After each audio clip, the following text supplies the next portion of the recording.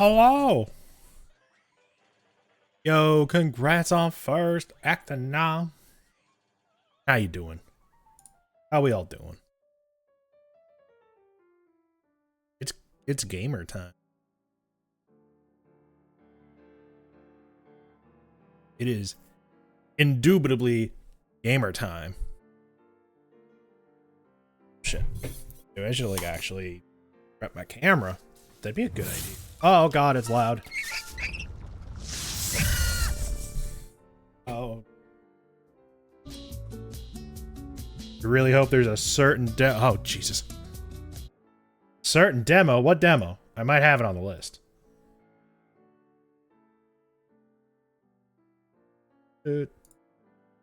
Oh, no, that's not.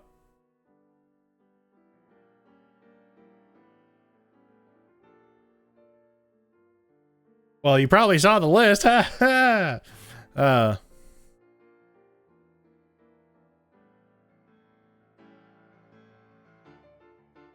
Okay. Where are we? Where are we at? Oh, Jesus.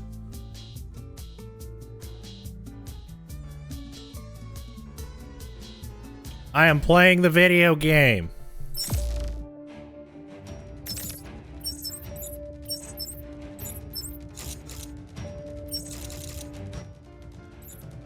Oh yeah, I am scuffed already. There we go.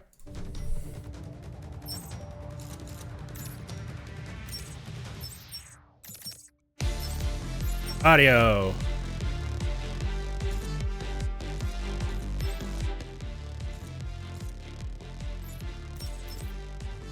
We starting the campaign. We're playing a Kimbot. I was watching the trailer for this game after like Gamescom off stream.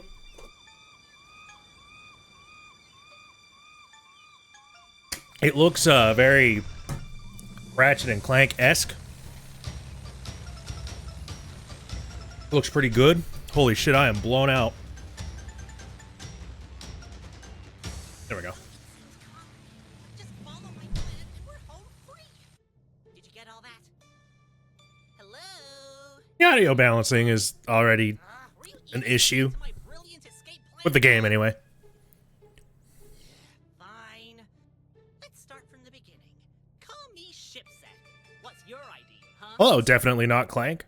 Okay then. Be that way. We'll see who's giving who the cold shoulder when I bust out of here. Seriously though, what game are you talking about? And if I need to know. happen to get us both out, you'll just have to settle for owing me your life. Watch and learn, pretty bot. Yoo-hoo, Mr. Driver! Shut up, drone. Yeah, shut up, drone. It's important! I said cram it, you sack of crap. I can do this all day! Oh, for God's sake. What? Ah, you're finally listening. Oh, is it that farmer game? The farmer game you were playing? Captain Sunshine over there. 10. I've been feeling so carsick. 9. I'm sorry, but that's not actually on the list. Not upholding your responsibilities. 8. According to the algorithm convention. 7. What the heck? And I know mobsters aren't so keen on rules. 6. But come on, where's the effort? Oh, The Sims, like... 5. Why the last time I was kidnapped? 4.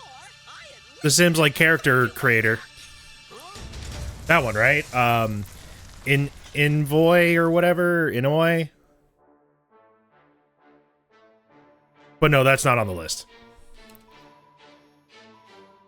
I do have, Ace Attorney on the list, though.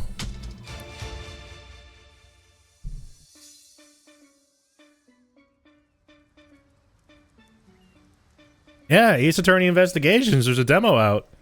There's no fanfare, by the way. I just saw it on Steam.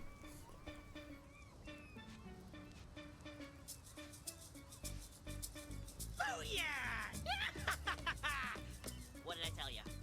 But I want to start off with a platformer. Both of us. So, are you gonna tell me your name now? Or can I just call you Captain Sunshine? I am. Lexi. Jeez, that's uninspiring. Sorry, I asked. My name's EXE. Well, Exie, now Oh, that I've Exie. saved your life, I'm gonna call in a favor.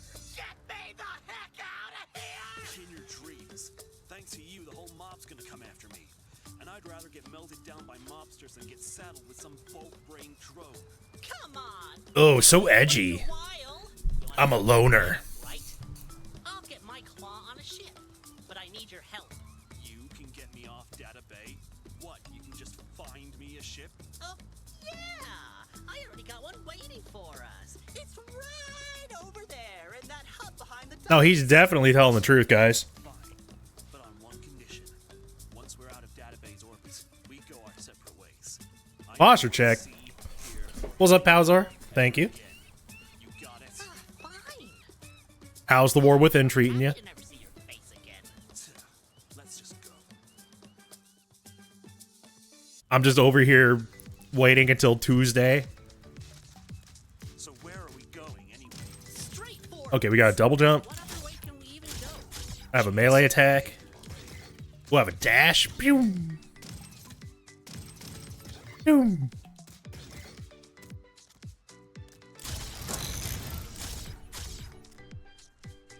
Ah, is this a breakable thing? Give me that. No. Y doesn't do anything. Triggers. Bumpers, they don't do nothing. Why do I jump up if I'm just not doing anything? Oh, no, now I'm so confused. I don't get it.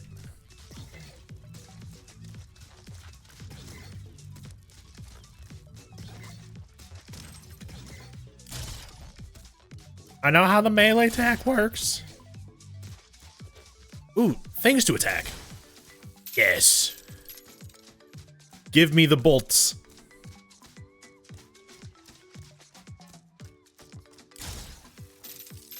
Got your 2 characters to 80? Hell yeah. Also, that is exactly why I downloaded this demo. It's because I wanted to... This looks so much like Ratchet and Clank. I wanted to give it a shot. So, spill the oil. How'd you wind up in the back of a mob car? Hey, I'm not in this to make a friend. No small talk. Oh, this is gonna be fun. Give me health.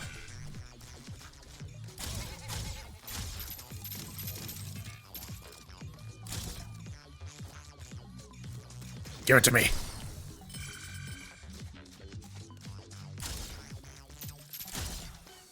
Oh, you can like change the camera placement. Like which shoulder you're looking over. I like it. Nice little detail-y. A detailed bit.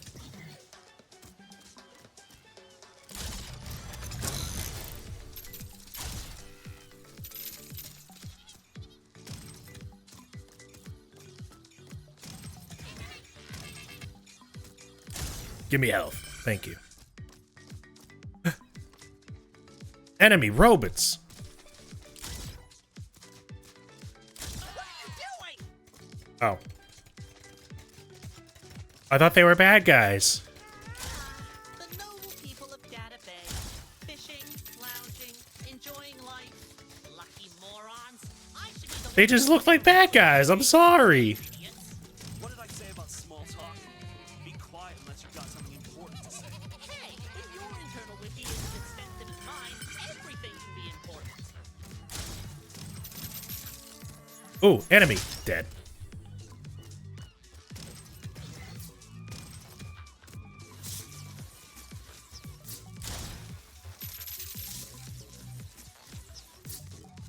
Choo. Destroy all the boxes. Hey.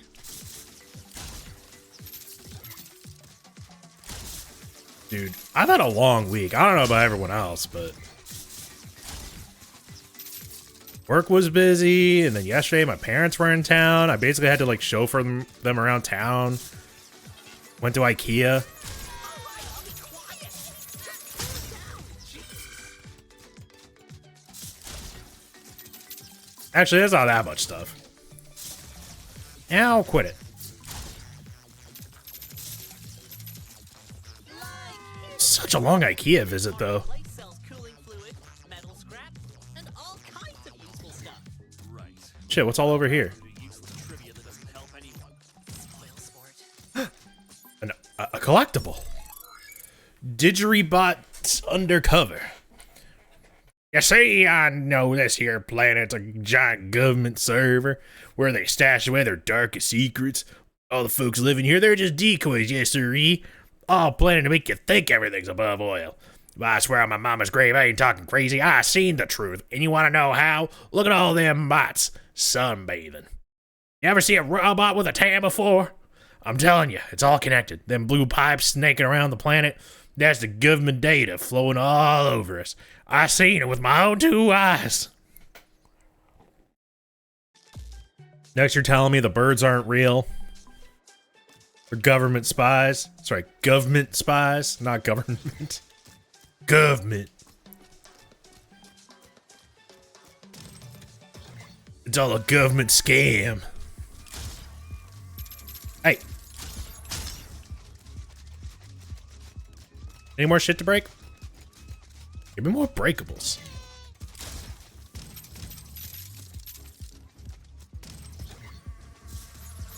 Bop, bop.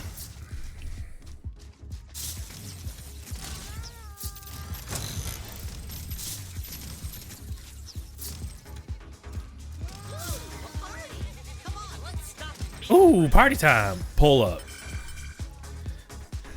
Oh, there's a pull up button. We're pulling up and partying. Give me shit. It's just like a fist pump. That's all I got. That's all the only moves I got. It's unfortunate. Dude doesn't know how to party. Alright, anyways, moving on.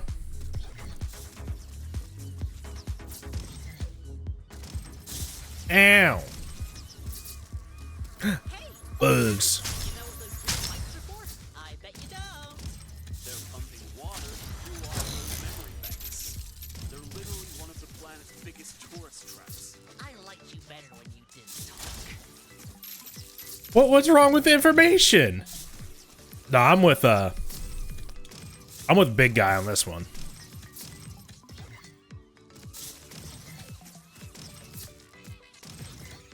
Such a long cooldown on the dash.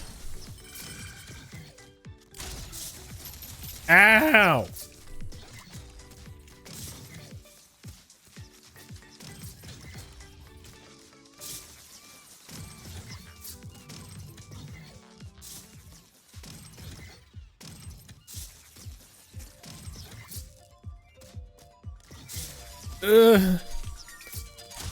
So much damage.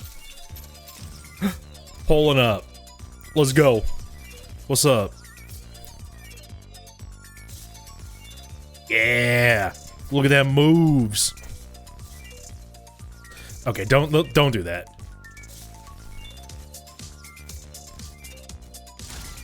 No more dancing. None of that. So, since we're getting to know each other and all, We're not. I'm Shipset. I was designed to be systems manager for database central bank. But crunching numbers all day just got Oh, you're a so banker. So I spent months devising a plan to break free of my position and make off with every bot coin in the bank. And it worked. Kinda. If it worked, then you wouldn't be here with me. What part of that spiel am I supposed to care about? Oh shit.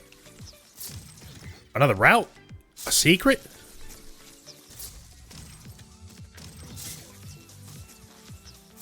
I like secrets. I should play a Ratchet game on stream one of these days. I've been wanting to play, fuck, what's it called? Rift Apart? Real bad?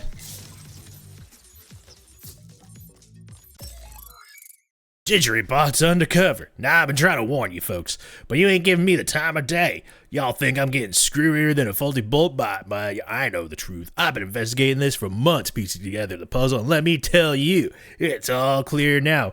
Them fishing tourists, they're spies. Think about it. Them fishing rods are antenna, and they're using them to send secret messages back to their handlers.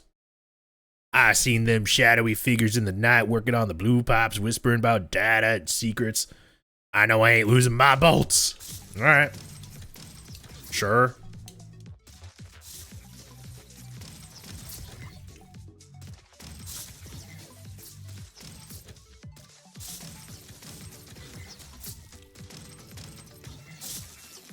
Whatever floats your boat, my guy.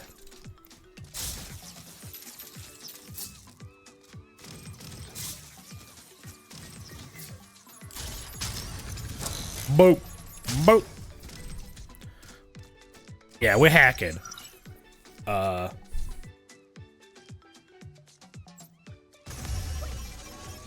hacker? Wait, that's all the hacking was? You seem so low tech. I've been picking up tricks before you were even assembled. I hope for your sake you weren't lying about that shit. What? Me? Lie? Never. Wow. Trusted colleague like you. I don't think he's lying at all. The only territory now. Okay, I'll admit it. I'm just plain curious. Just who are you, Exy? No. No. I suddenly forgot where that spaceship is. I'm a mercenary, alright? Fighting, hacking, hunting down mark after mark. Whee! That's my life. At least it used to be. Wrong place, wrong time.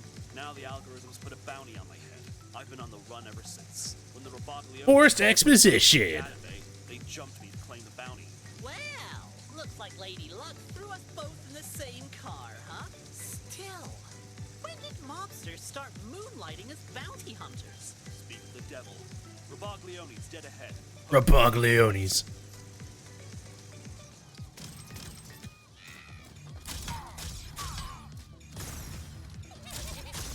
I feel like I need a gun, right?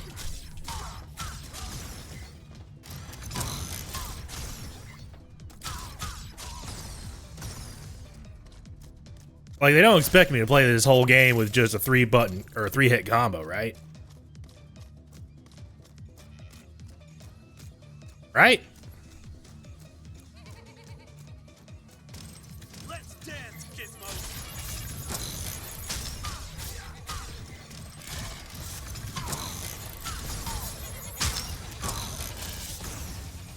Oh shit, I beat them all up. Let's go.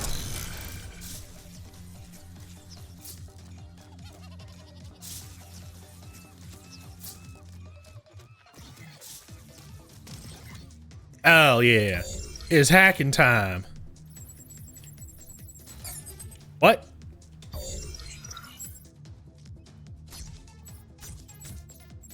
That's our way out.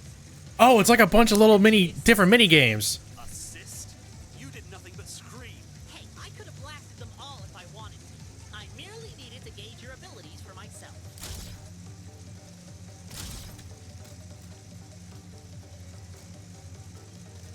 The hacking's weird. More and more monsters.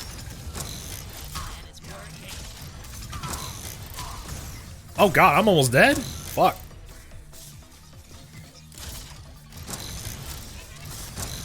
Hey, give me help. Thank you. Snake!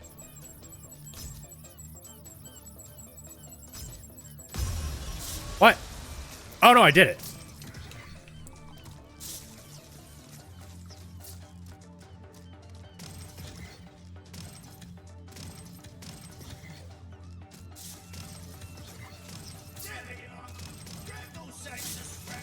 The Robogliones.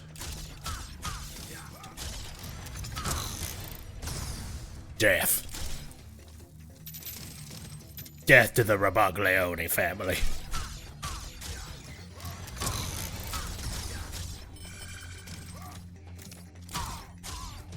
There's no way to, like, lock onto them properly.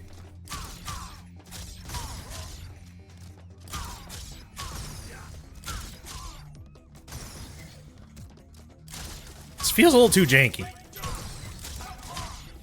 Ow. Ow, quit it. Oh, he's got a gun. Huh? Where did you Oh, you have a gun. You know, just flying around next to one of the mobsters you knocked out. hand it over? Hey, that was my gun! Just grab another gun. I know how to cross through.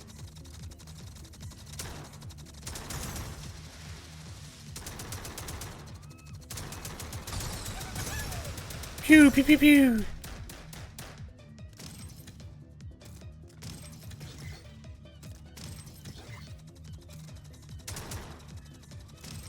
Pew.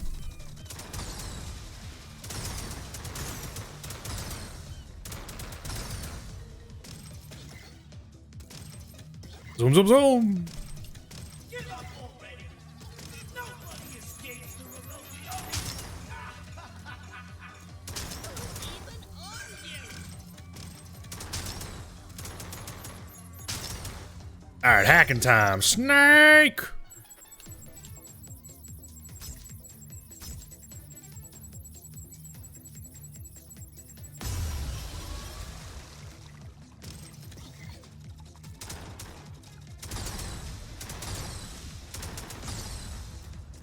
I feel like I failed that, but somehow still succeeded.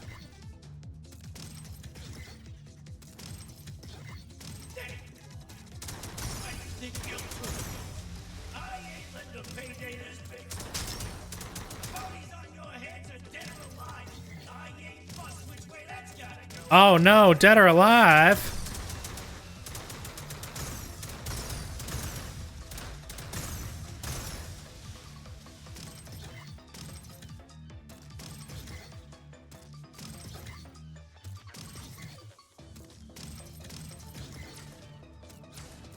Okay, that's don't take the boat.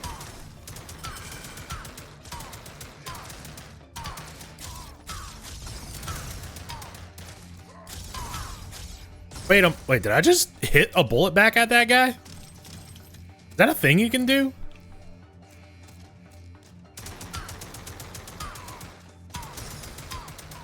Oh god, these enemies feel like bullet sponges though.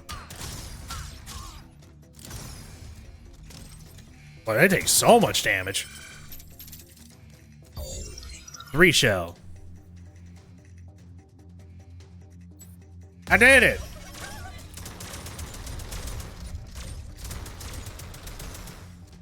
Wee!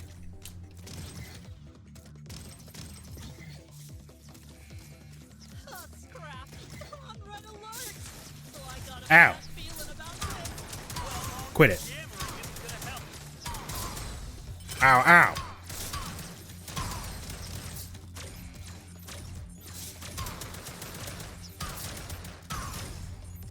Got him. Oh god, I hate the snakes.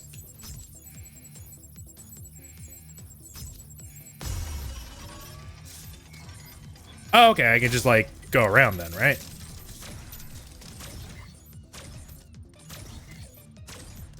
Yeah, buddy.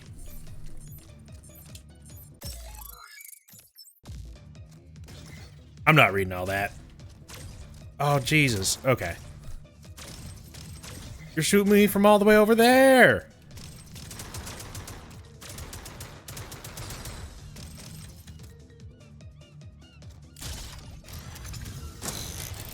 Yeah, give me all them balls.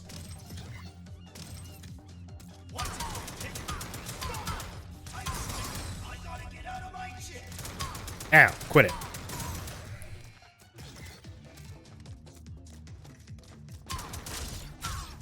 Yeah, it's death. Perish. There we go.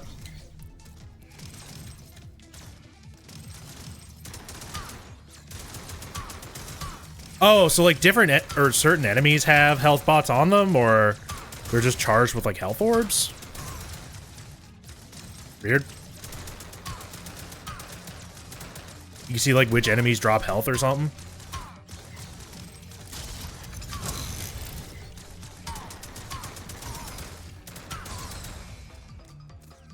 Yeah.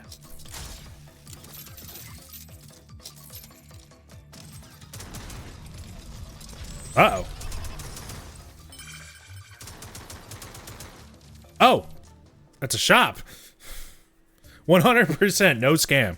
It's not a scam, we promise. Are you looking for some fancy, shiny bounty? Because I definitely shot at them. Further, we have an abundance Ooh, tax deductible. Sign me up. They're crooks, Shipset. Don't fall into their scheme. What will you pack? May I interest you with our newly crafted yet slightly used oil extractor? Special deal. Buy 10, get 1, absolutely free. Last metallic upsells separately, one metallic gold.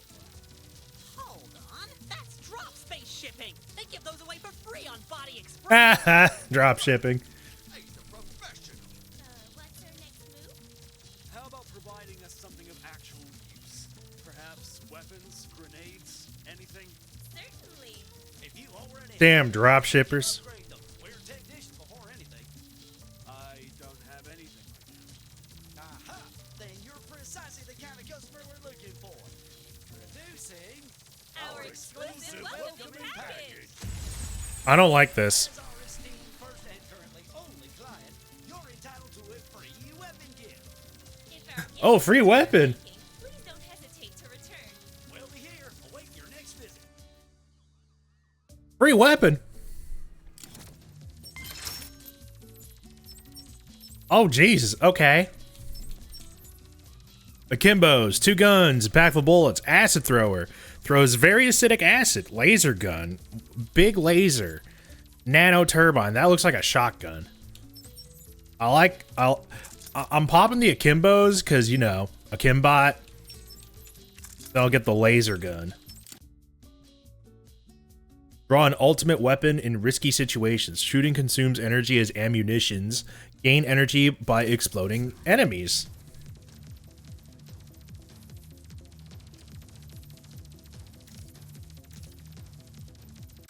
Wait, what?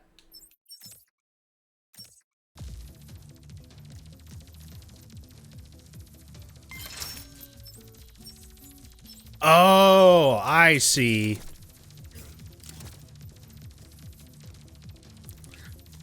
Okay, I'm picking up what you're what's going down. I'm picking up what you're putting down.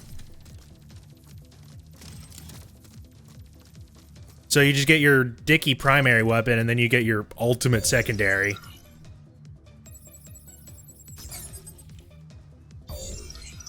Keys. Shipset, where's the goddamn ship? These mobsters are getting angrier by the minute. Trust me, Etsy. Trust the plan.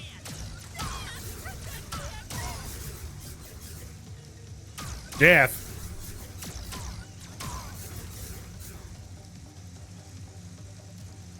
Oh, I just gotta survive the boat trip. Okay.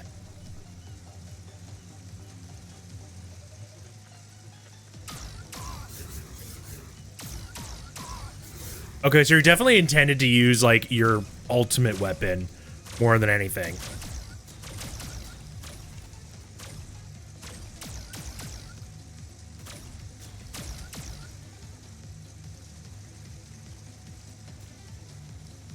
Like, these deal the most damage, clearly.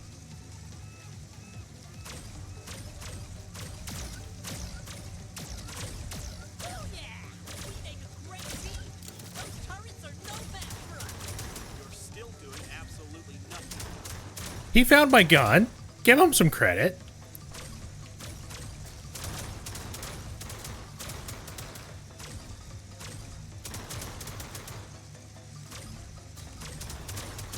Oh my god.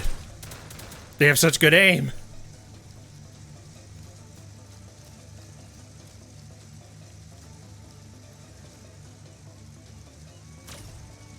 Oh, shit. They must have planted this boat there. They're probably waiting to ambush us. How do you know? Because that's exactly what I would do. Well, that's rude. They won't stand a chance against me. You want to take them all by yourself? Be my guest. No, don't be silly. I couldn't take all the glory for myself. Uh-huh. You worthless fools! Launch the gamma turret! The gamma turret.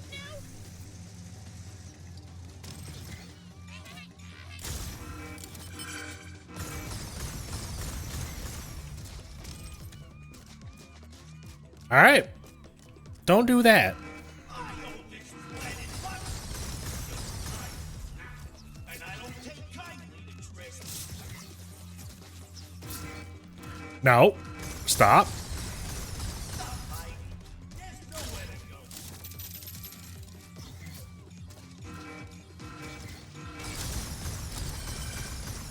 Heal me, yes.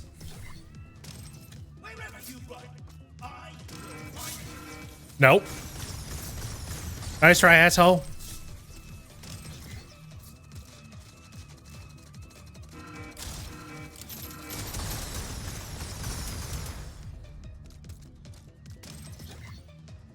Come on. Pew. Whee!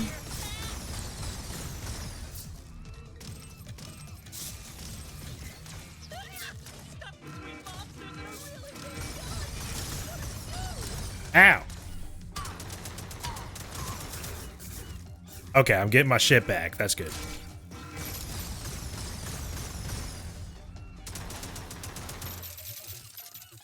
Oh yeah, I could just destroy these boxes with my gun.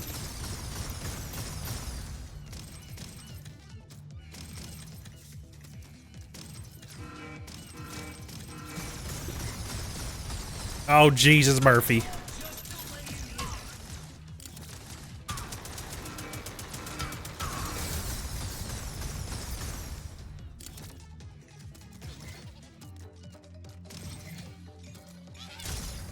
Yes, heal me. Oh my god.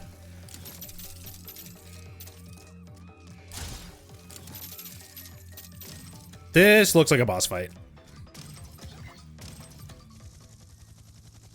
Oh, hey, look, a boss fight. There you are. Never send a goon to do a boss's work. I'm gonna dismantle both of you. It's dismantling time.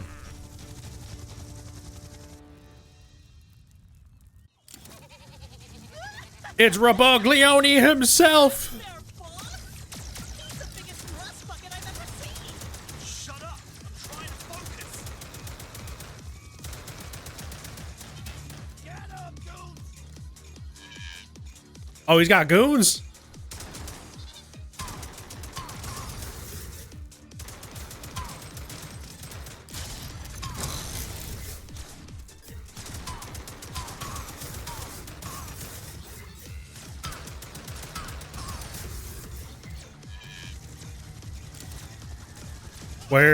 Where's our homie?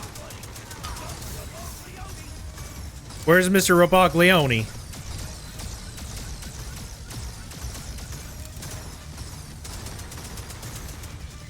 Oh my god, there's so much shit on the ground.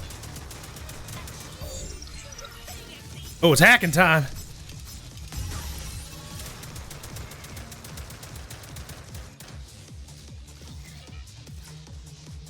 Where'd he go? Oh, ads. Freaking ad phase, man.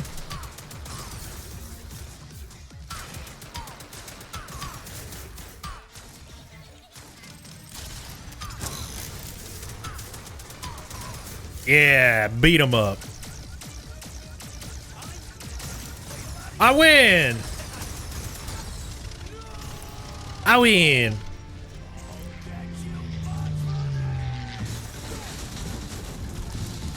I mean, I think he's dead. Finally, there's my ticket off this crazy planet. Looks like the deal's off, shipset. Goodbye. The deal's off. Oh, come on. You made a pretty good team, right? Just imagine all the awesome adventures waiting for us out there. You and me, Exy. Heroes in the making. A legend for the ages. Yeah, but And what our did legend he shall do? forever be known as... Oh no. This is bad. And that's the end of the demo, probably. Hey, cool. Yeah, that was the end of the demo. Neat. So that was a Kimbot. What did I think about it? It's definitely, we have Ratchet and Clank at home. That is the best way to describe what this experience was.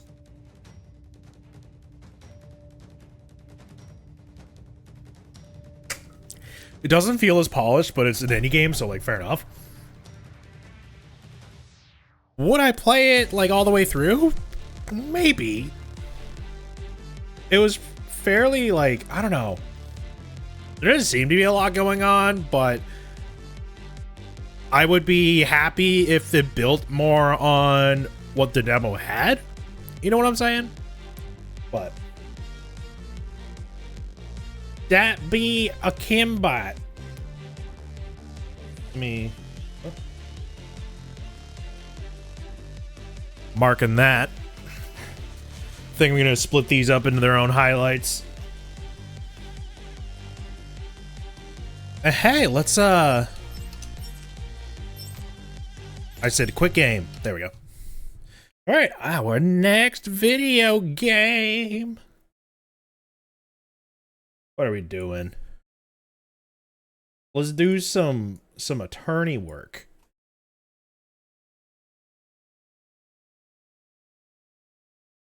Ace Attorney Investigations.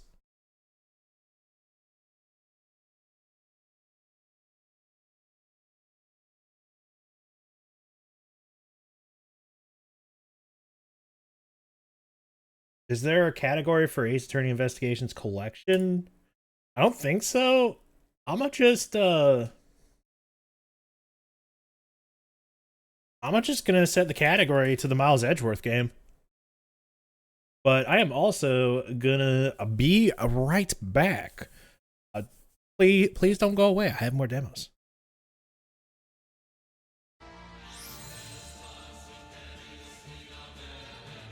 Platinum match, Sephiroth.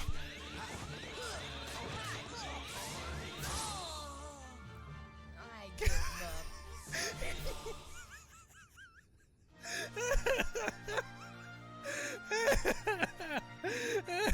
Oh man. Oh, fuck that. I was gonna do the Hercules Cup alone.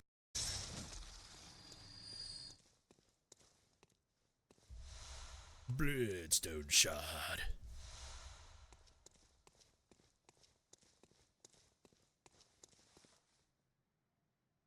Is that a lantern I see?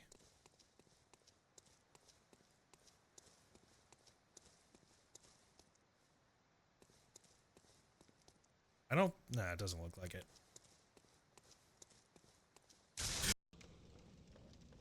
Homie's not doing a good job. Ow. Material quarrel! Why is he dancing like this? I had Five Guys once, and I was so disappointed.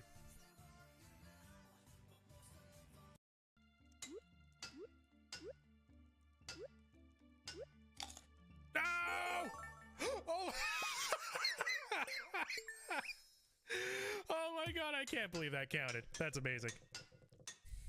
Someone clip that, please.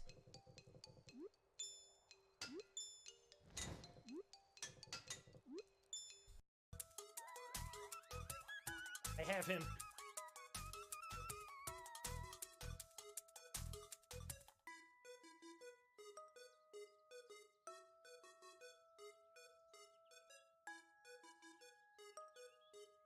He has.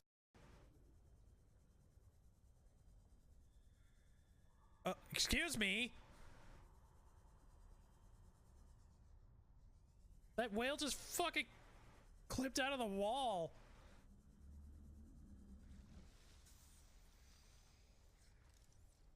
And goodbye. Ah, shit. Oh, shit. Oh, shit. Where am I? Oh, God. What is happening? Panic.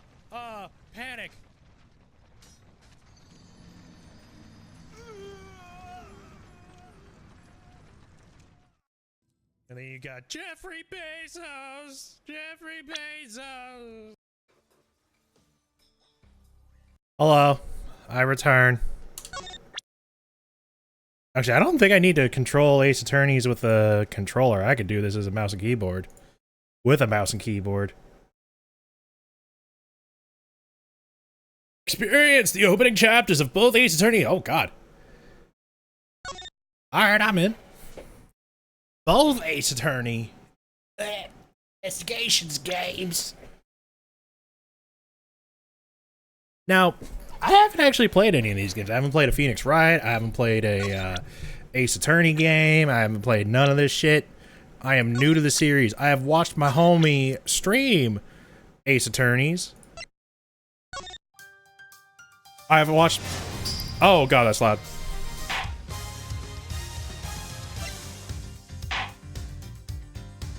Oh, this music goes hard.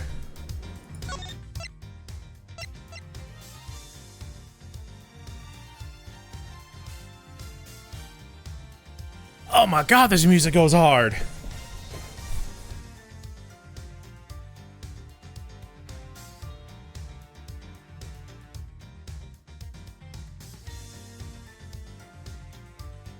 Alright. Enough of that.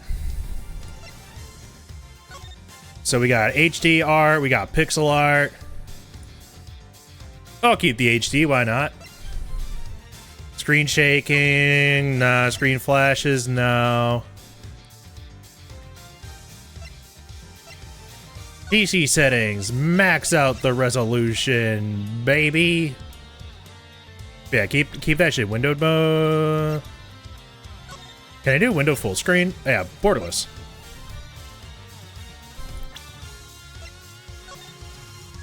Yeah, there we go.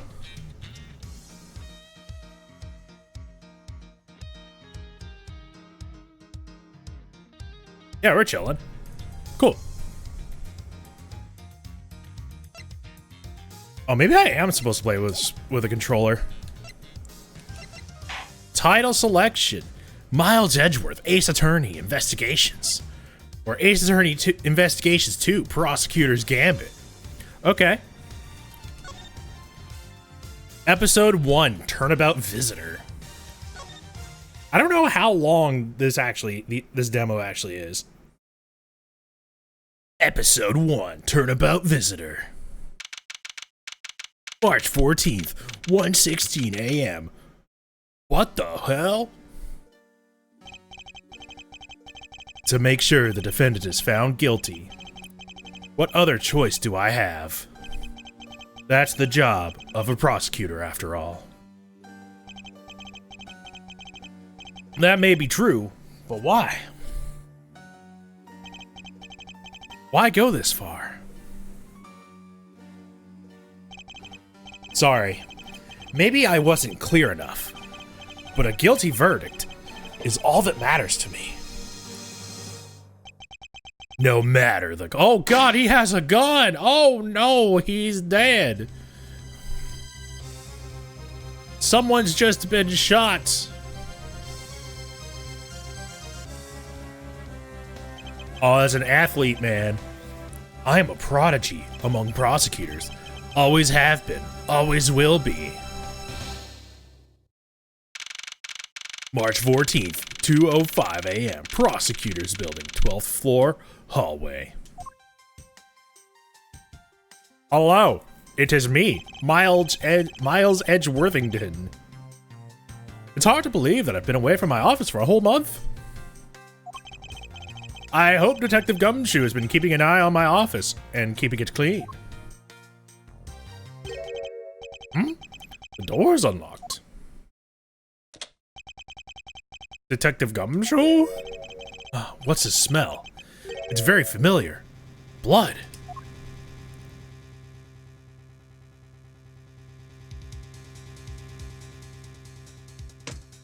Oh, there's a dead guy. Oh, this is in Miles' office. Oh, no. He's dead. What is the meaning of this? Freeze. Who's that guy? Oh, he has a gun too. Identify yourself. No. Shut up. You've got some nerve, committing murder in a prosecutor's office. Is that a threat? Let me make one thing very clear. What? No one gets away with committing murder in my office. No one.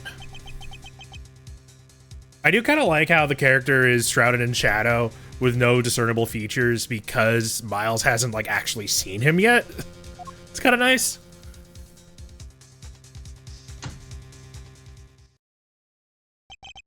My name is Miles Edgeworth, and I work as a prosecutor in my local district. Little did I know that upon my return home after a month abroad, I would be thrusted into a multitude of cases, some very frantic and busy days. March 14th, 2:56 a.m., High Prosecutor's Office, room 1202. I finished photographing the victim's body, sir. Very well. Please continue your investigation. You finish your investigation now. The Edgeworth Point. There's a safe behind my... Oh, God. Oh, Gumshoe, no. Why? Jesus Christ, Gumshoe.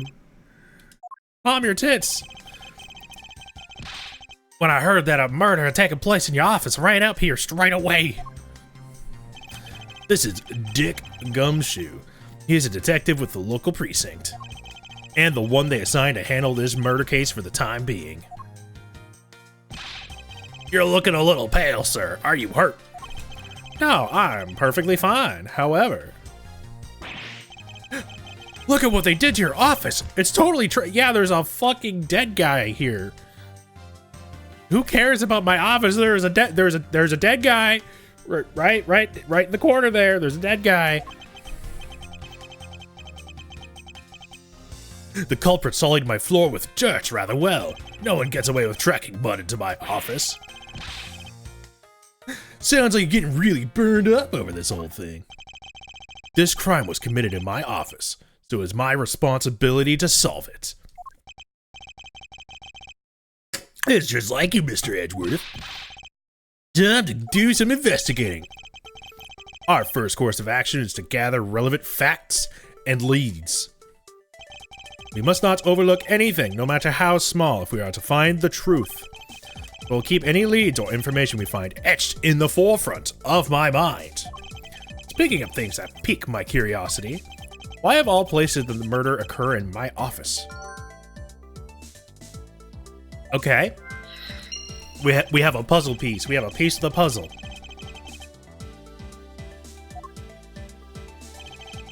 Yeah, I was wondering that myself, sir. I mean, you can't really say it's just a coincidence, can you? No, not really. Especially because of this.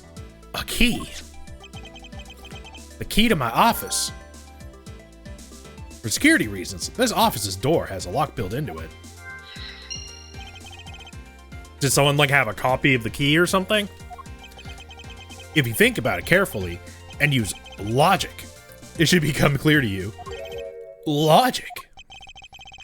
By finding the connection between two pieces of information and connecting them, new information is born.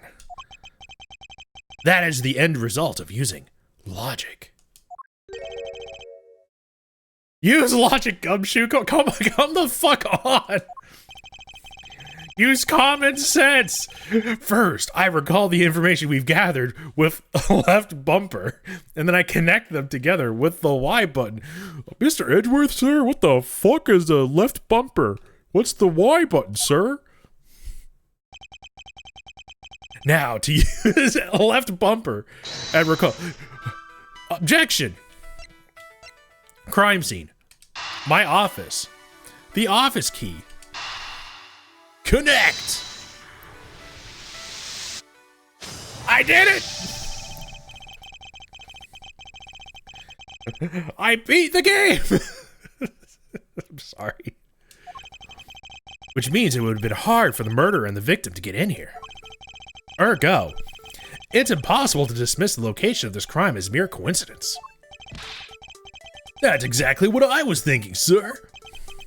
There must be a reason why someone infiltrated my room. What was the killer after? Why is that in my office? What did they want to do?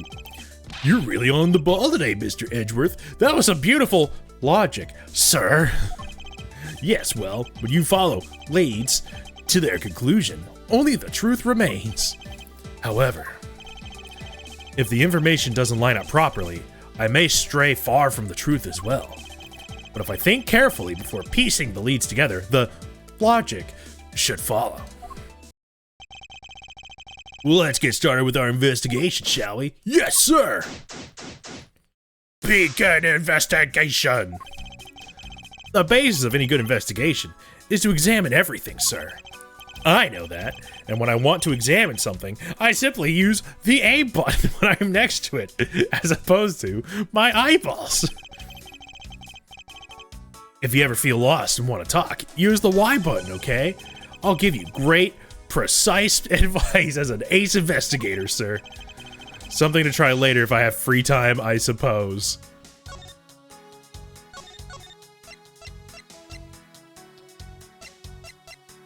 Okay, I get 20 save slots. Holy shit.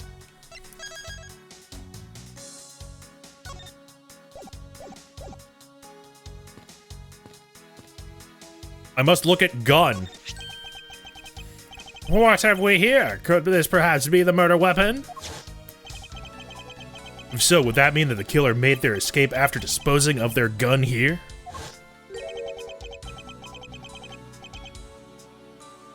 I think I've seen one of these before. Care to enlighten me, Gumshoe? Oh, I know. I was issued the exact same model, I think. So it was a cop that killed him? Damn it, detective. I don't really like guns all that much. I mean, they're really dangerous. You're a fucking police officer. But now that I think about it, you do see this model around the precinct a lot, sir. I don't use mine much, except in emergencies, so that's why I didn't. Why do you mean you didn't recognize your gun? What kind of cop are you? So it's the same type of revolver as the ones used by this precinct's detectives. I mean, as far as we know, Gumshoe ain't 100%. They even knocked over your chess set.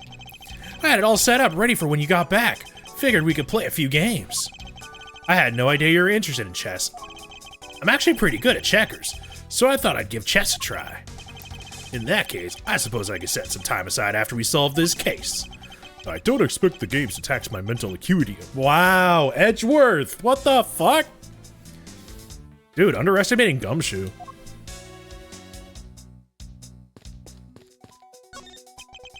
Do you have anything to report? Sir, yes, sir. Nothing out of the ordinary. Oh, well, don't say yes and then say there's nothing. And yet there's something out of the ordinary right in front of my eyes. Talk about a contradiction. Something out of the ordinary, huh? Gun?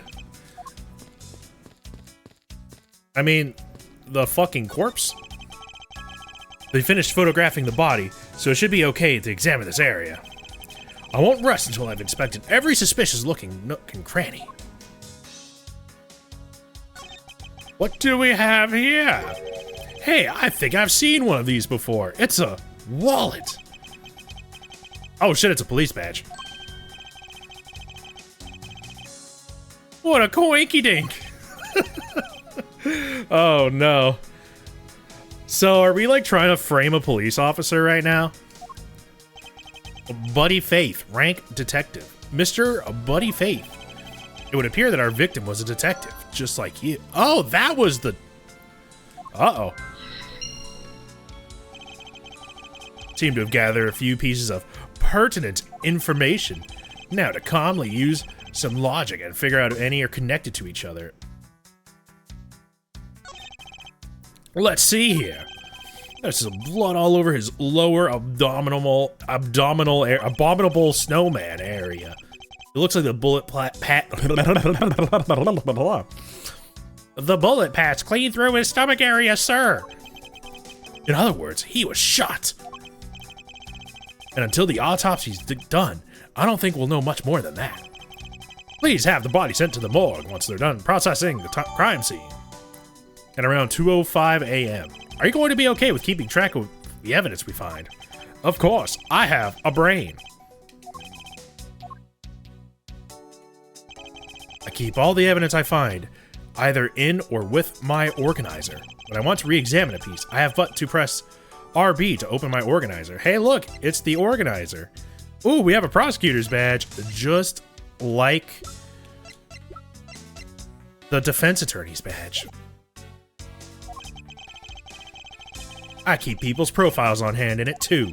It's probably a good idea to make a habit of checking the facts often. Okay. So this is just looking at the body. Oh shit, there's like something written on the books here. It's not even an earthquake can make them fall off, but just look at them. At this rate, the rest of the files won't be able to withstand an earthquake at all. Yeah, I'm sure that's the problem.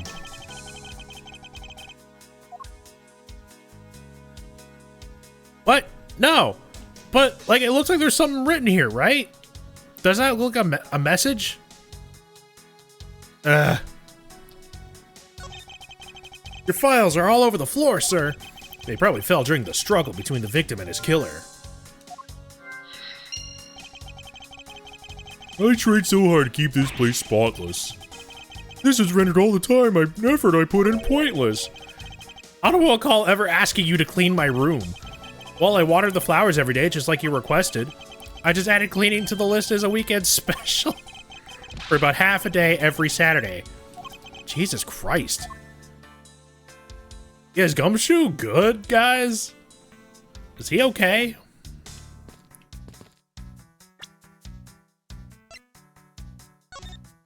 Okay, yeah, that's just a photo of the... Okay.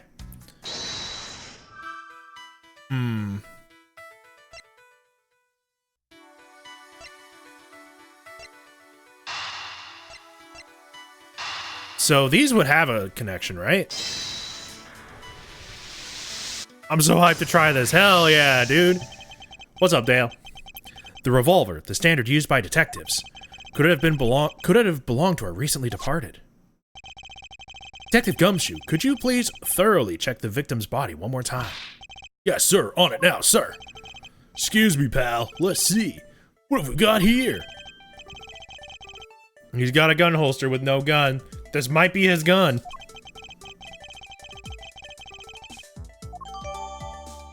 It can be assumed that this gun had the murder weapon. It was issued to the victim. I've never played an Ace Attorney game. You gotta look real carefully at each piece of evidence. You can use rights. Oh yeah, I can just... Oh, interesting.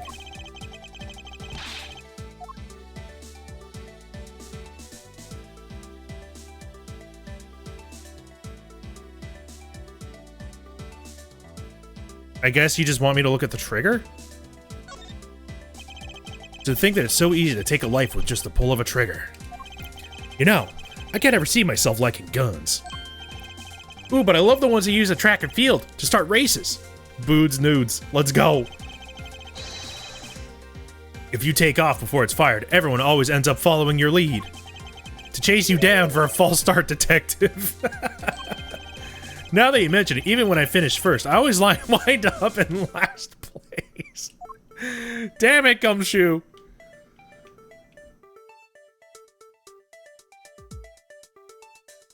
So yeah, we'll look at the chamber. Only one round was fired. So the killer killed the Vic with just one shot after wresting the gun from him? Sounds like the guy knew how to handle a gun. We have no proof for now, but that is a distinct possibility. I guess this is about all we're gonna find out. We should send the body to autopsy. Jim! Why, oh why? How could this have happened to a guy like you? You gonna lurk? Hell yeah. My day's going good. It's been pretty chill. Yesterday, Mag and I hung out with my parents. They were in town, went to IKEA with them. Today, I'm just hanging out. Mag's out volunteering. I think she should be actually home fairly soon. Yeah, we're just chilling. IKEA, how was that? It's like an escape room. My parents were trapped in like an office. They were trying to get some info about some kitchen stuff because they're redoing their kitchen. But they kind of came out with less information than they went in with or something like that. Like they were pretty what's the word? Excuse me. The person wasn't very helpful. Don't touch me! Leave me alone! Just let me be! Sorry, but I can't do that. The investigation is still ongoing, so please refrain from touching the body. The body? The body? Don't talk about him like he's some lump of flesh. Look at him. Jim looks like he's just turned in for the night. Sure. Just in a bloodstained suit, pal. Where are my manners? Aren't you that prosecutor? Why, I am. I'm Jacques Portsman, prosecutor. Jim here was my partner in crime busting. I'm Miles Edgeworth, and like you, I am also a prosecutor. Detective Dick Gumshoe, sir. Holy fuck, what was I saying? So you're Miles Edgeworth. I guess this is your office. That is correct. Then it was you. You're the one that killed Jim. Okay, that's a lot. What a dick. High prosecutor's office doors all have locks built into them. And only the owner of the office has the key to his or her own office door. That is correct. However, I was not the one who killed your partner. Yeah, he's been gone, homie. Uh-oh. No, shut up, Gumshoe. You're implicating yourself. Gumshoe, shut up. Oh my god. Gumshoe. God damn it. Mr. Portsman, correct? If you're a real prosecutor, you should know to stay collected. The investigation has only just begun. Isn't it too early to be drawing conclusions?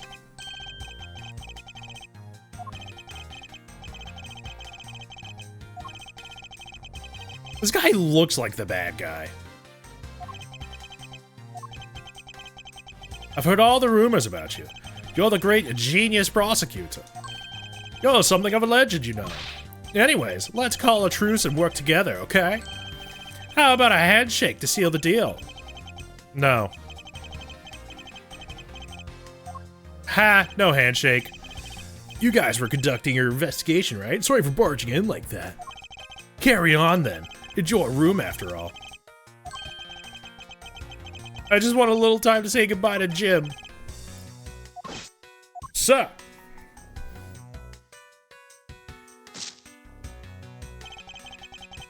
I want you to capture this scene on film for me. My final farewell to my partner, Jim. Fucking weirdo. He's gonna make this like a photo op.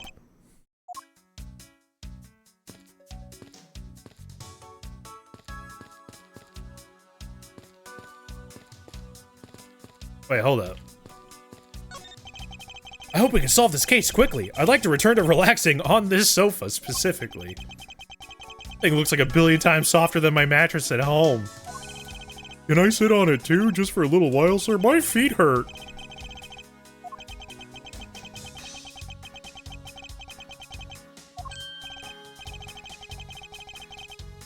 Yeah, you're gonna be a real trooper.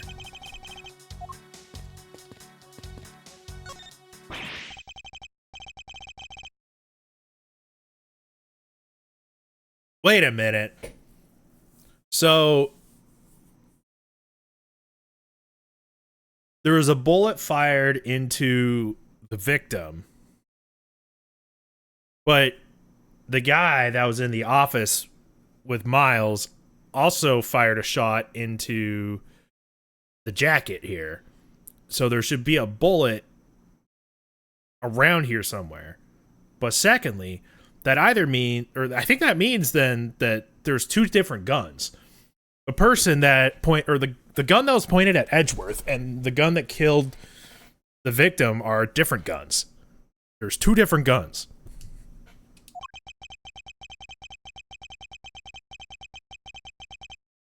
It must have fallen off the wall when the killer tried to threaten me by firing around. So the killer not only shot the victim, but they shot your jacket as well? They dared to shoot the ultra special jacket that you made your prosecutorial debut in. What if they had shot through it? It would have been a disaster.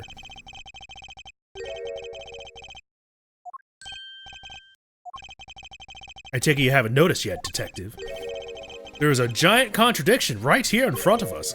Oh, really? Did I say contradiction? He must be rubbing off on me. I'm starting to sound like him. But I have my own methods, and I will conduct this investigation my way.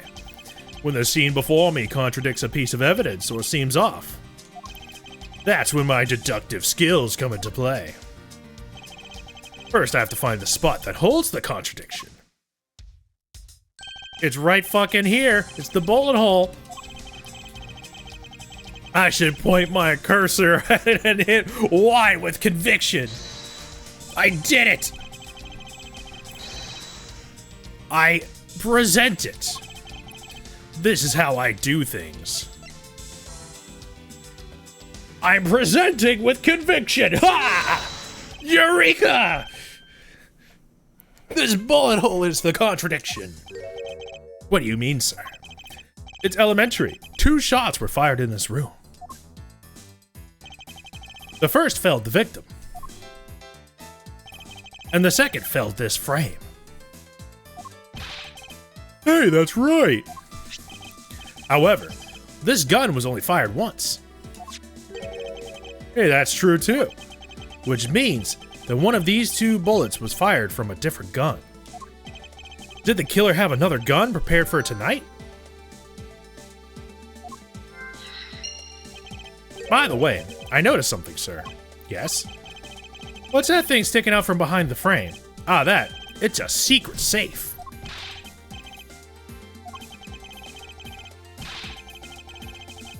It's not money.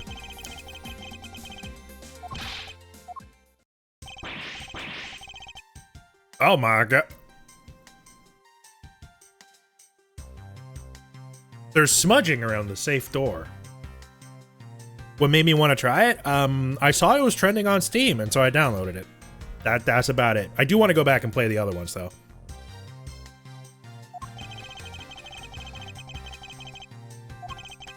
I had no idea there was a safe here, or else I would have kept it clean for you, sir. So when did you put this thing in? It wasn't something I had installed personally. Every prosecutor's office has one. I had no idea. Well, only prosecutors are supposed to have knowledge of their existence. This game series is kind of responsible for why you're the way you are. That and Martin Short. What a weird combination of things. Right now, nothing. We only use them to store especially important evidence when a trial is in session. That's it? Talk about squashing my hopes and dreams.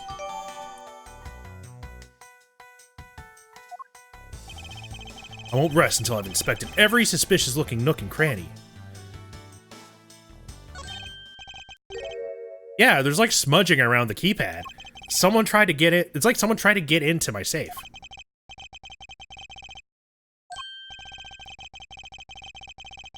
Yeah, not on the keypad itself. You there, the forensic scientist. Yes, sir. Could you please dust this area for fingerprints? Oh no, but now we've taken eyes off the other guy. Hey! Thanks for the tier 1. Hell yeah, 4 months, let's go. Thanks for the sub, Dale. I couldn't find, let alone lift a single print. Looks like it was wiped down well. Only they know of them. Prints were wiped. As I thought. It appears that logic is the only way around this setback. Time to rationally and calmly connect the dots with the information we have.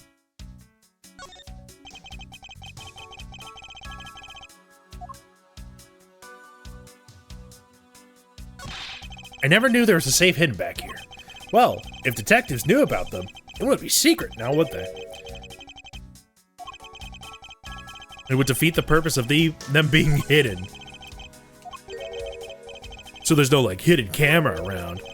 What if there was? Do I even want to ask what he's been doing in my office while I've been away? Oh no. Yeah, I don't think anything else looks particularly suspicious here.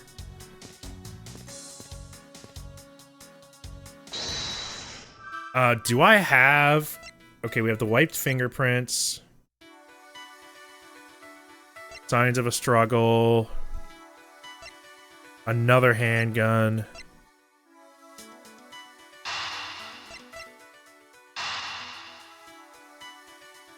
Is the killer's goal to have something to do with the fingerprints? I believe I have figured out what the murderer was after. Well, what is it, sir? The fact that the safe was wiped clean of fingerprints suggests that the criminal had at least attempted to open my safe, making the culprit's motive for breaking and entering theft, I believe. Hey, we got another piece of information. I wonder if knowing that the motive behind this break-in was theft changes what the other pieces of information can tell me about this crime.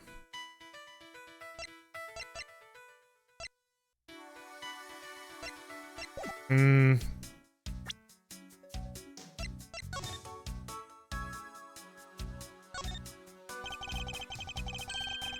don't think it'll, like, tell me anything to look at some of this other stuff, but...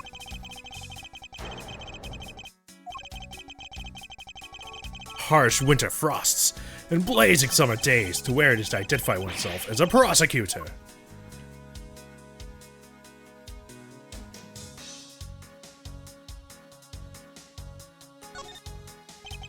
Each prosecutor's badge is engraved with the number of its owner on its back.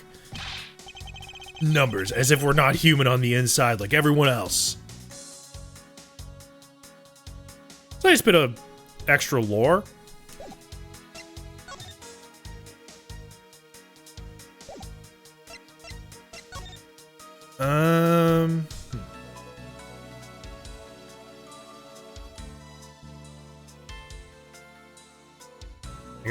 I'm re-examining some of the evidence. I don't think there's anything.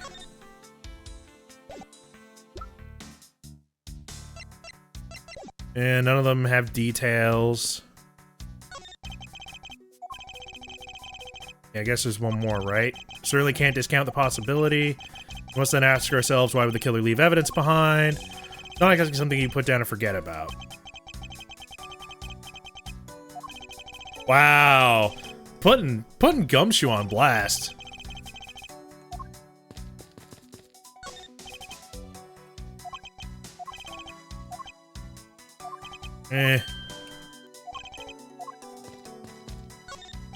Flowers? Yet another batch of fresh flowers?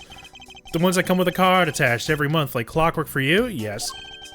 Speaking of that, let's see what's on the card this month, sir. All will be resolved. Wendy. Oh, Miss Irony, how painful are thy thorns. Wendy, isn't that the name of the old lady with the whiny voice that's stalking? Oh, no.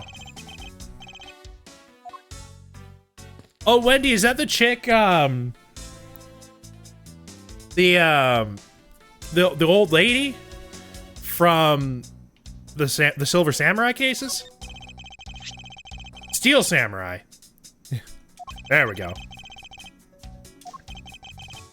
What's it about again? Well, I don't know much about it, but the hero, the Steel Samurai, warrior of Neo-Old Tokyo, is the Steel Samurai. And his goal is to defeat the evil magistrate. Not the evil magistrate. Pink Princess, warrior of Little Old Tokyo, and the Nickel Samurai, along with a deluge of merchandise and a stage show gives its presence. Are you sure you're not some sort of rabid fanboy? Edgeworth is secretly super into the show. My trophy, the Knight of Prosecutors. King, the King of Prosecutors. They only send this to the winning prosecutor, right? Winning what?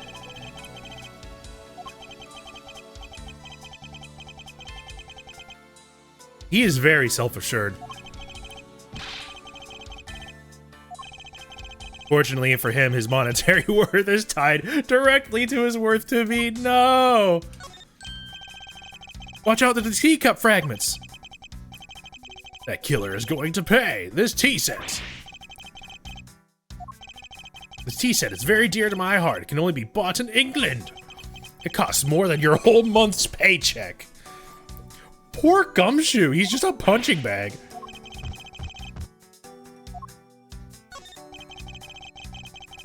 It's been a while since I've sat at this desk. Oh, how I've missed you. So tiny that it looks newer than when I first bought it. Why would they have polished the desk?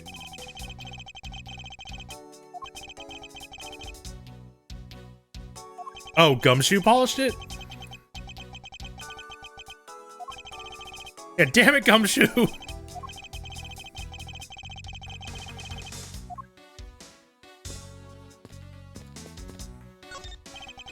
How's it coming along? I need absolute silence. This picture is too important to mess up.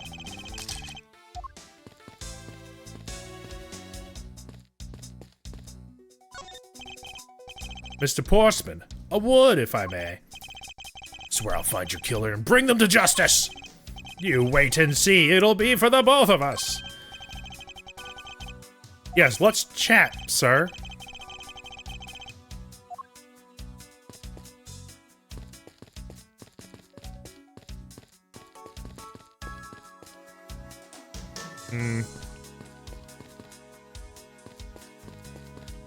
Have I looked at every piece of evidence then?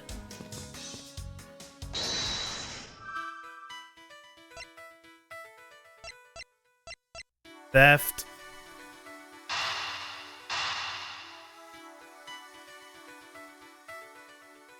So I guess the guy got caught, maybe? There's a possibility that the files splayed on the floor are not the result of a struggle between the victim and his killer. Oh, he's looking for something specifically. We need to figure out if any of the files have been stolen. Yes, sir. I am going to shelve files like you've never seen them before, even at a library. Let's give that a try. Why do all the good ones always die? Fucking God. Surely you must ponder that every once in a while, Mr. Edgeworth. No. The dead will not come back to life. All we can do is search for the truth. And? So, what are we supposed to do? How do we go about finding the truth? First, we calmly restore the files to their rightful place. Here, let me help. No.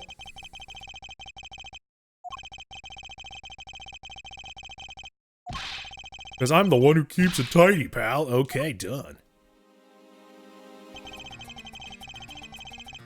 It would appear that the murder was definitely committed here. The bloodstains on the bookshelf are still fresh. I suspect the victim was killed in a standing position, hence the prints on the shelf. Then the guy fell onto the floor. Detective, I don't have the time to deal with your weak stomach right now. I'm no good with blood, sir.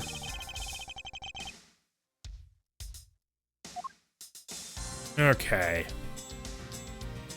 Let's first look at the handprints. He must have tried to support himself with his hands after being shot. There are prints on the floor, too. Those must have been made when, unable to stay standing, he dropped to the floor.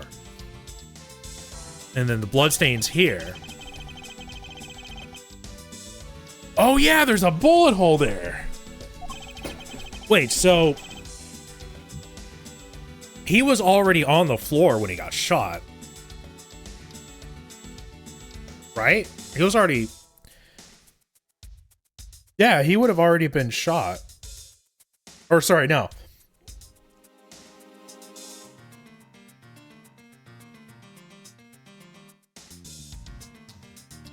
He was shot on the floor and then tried to get up? Yeah, the files were ransacked after the shooting. The victim was moved because he's in the killer's way. The victim was in a sitting position here after being shot. would be the logical conclusion. Killer moved the body because it was leaning against the bookshelf.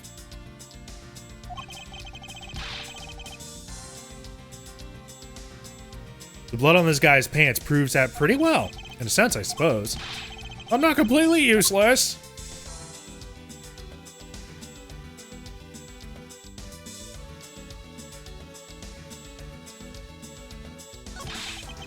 Put them all back just as they should be, sir. Doesn't look like anything's missing. Although, it does look like the killer moved the body to flip through my shelves.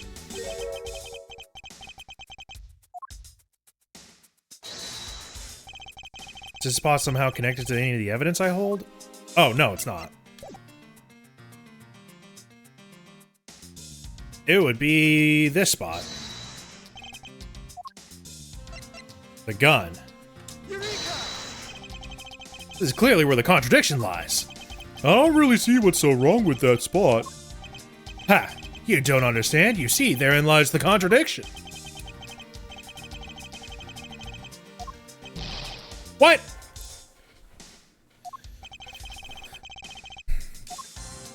What do you mean I'm wrong?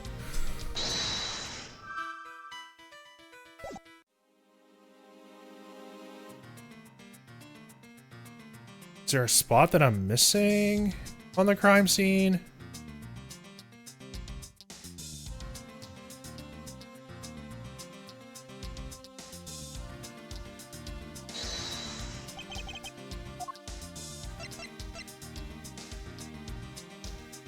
Rinse, rewind, this is the gun, crime scene notes.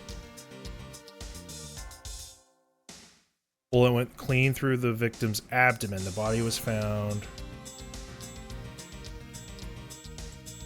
Because okay, so he was already sitting, right? Like, something is wrong here.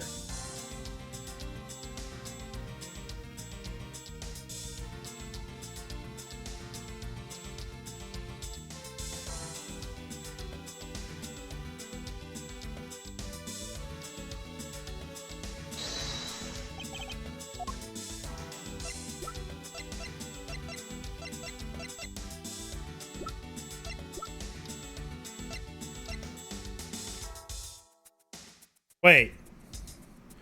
Homie keeps calling him Jim. Fuck, I don't know.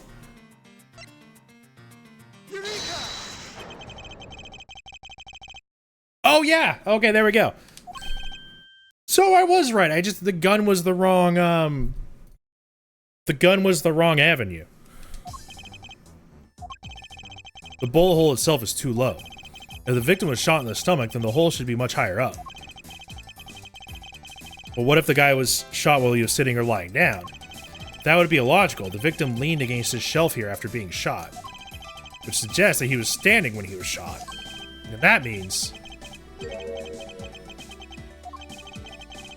you need to use your brain, Gumshoe! Someone made a faulty assumption, and it was from this mistake that our current contradiction was born.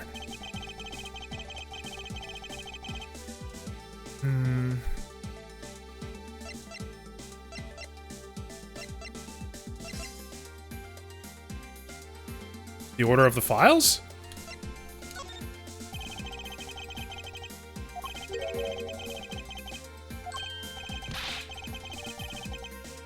The labels on the files are wrong, sir.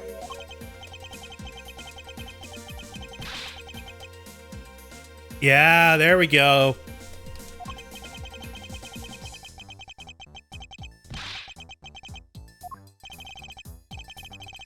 Where they are organized now is the correct order. They are exactly as I see them in my mind's eye, but the numbers are all out of order. Those white binders are special, so they are arranged a little differently.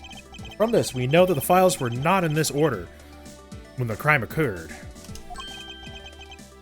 So that's it. I believe the killer made the same incorrect assumption as you just did, Detective. Let's rearrange the files in numerical order and see what we find out.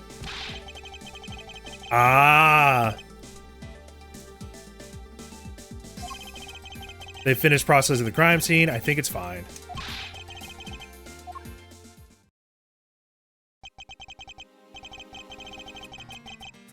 Yeah, okay, makes sense. Yeah, he would have been standing up. Bullet would have gone...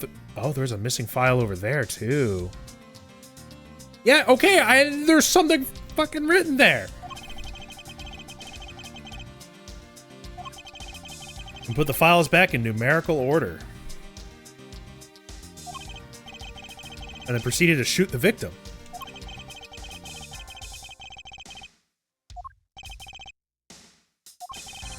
Come on! Let me point it out!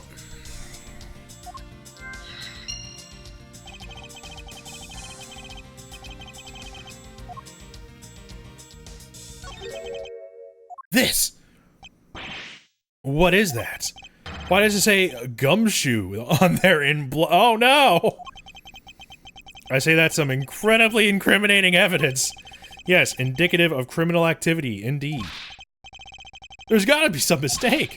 Mr. Edgeworth, sir, help me. Say something, sir. It appears that one of my files was stolen. Nah, gumshoe's fine. Is this what the killer was really after? Stolen file data. Jotted down in my organizer. Oh, we completed the investigation. We win! Hooray!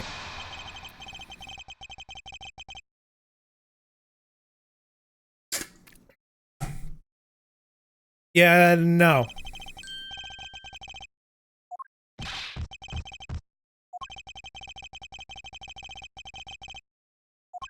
I don't think it was Gumshoe.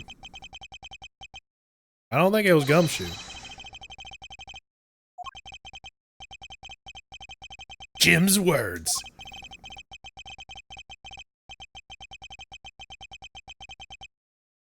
Yeah, why is he pointing the finger at Gumshoe? It's a little deflecty, don't you think?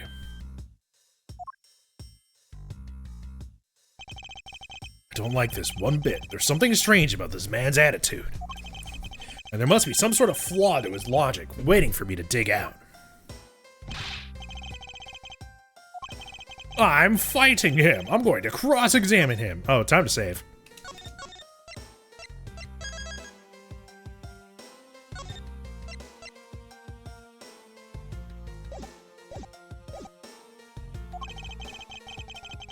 One way or another, I'll expose the flaw in his logic with this technique.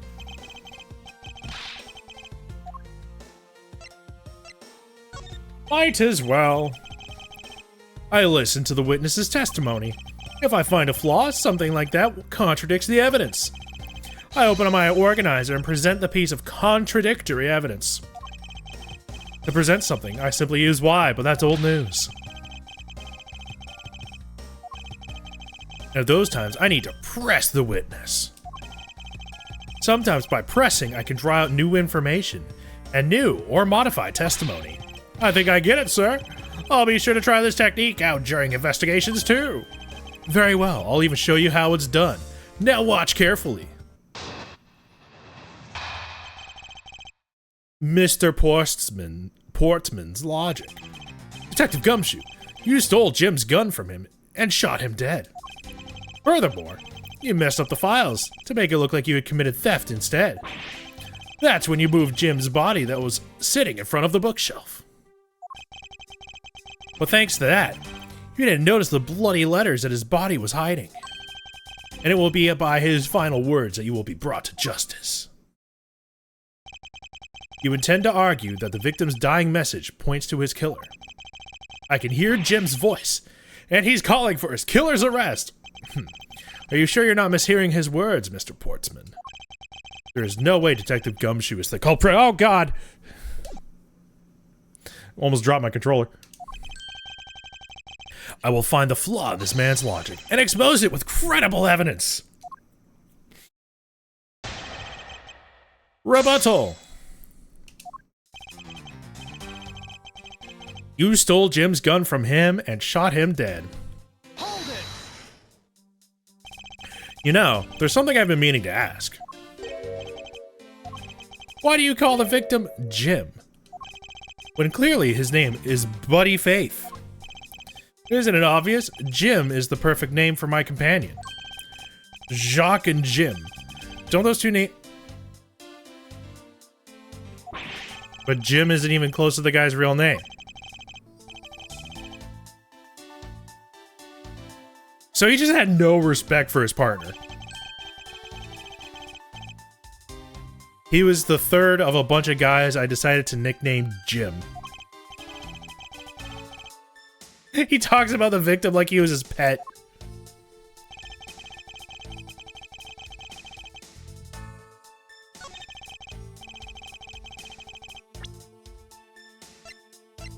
But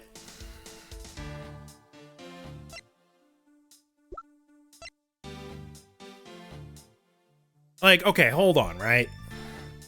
Because all detectives have guns. So, well, no, I don't think that's contradictory. Furthermore, you messed up the files to make it look like you had committed theft instead. Hold it!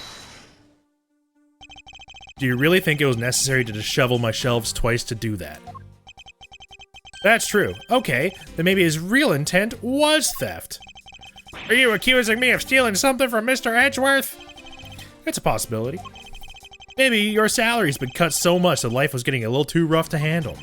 I'll have you know that I eat 3 square meals every day, pal.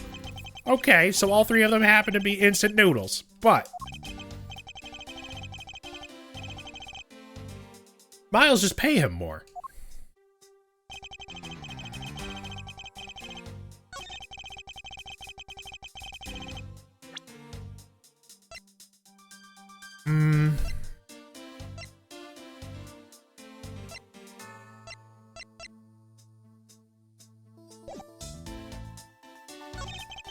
That's when he moved Jim's body. Hold it!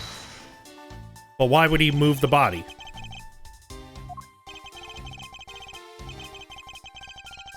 Because the body was getting... But why that bookshelf specifically?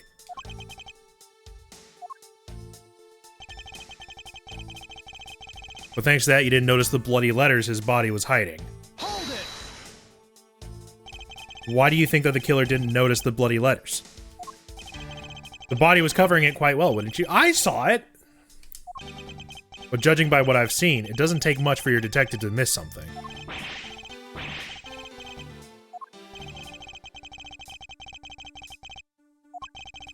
Can't say I disagree with him on that. Everyone's mean to Gumshoe! Despite his lack of attention to detail, I don't believe the detective to be the culprit. Nobody could have overlooked the bloody letters, and I can prove it with evidence. Couldn't ask for a better setup for the game-finishing spike.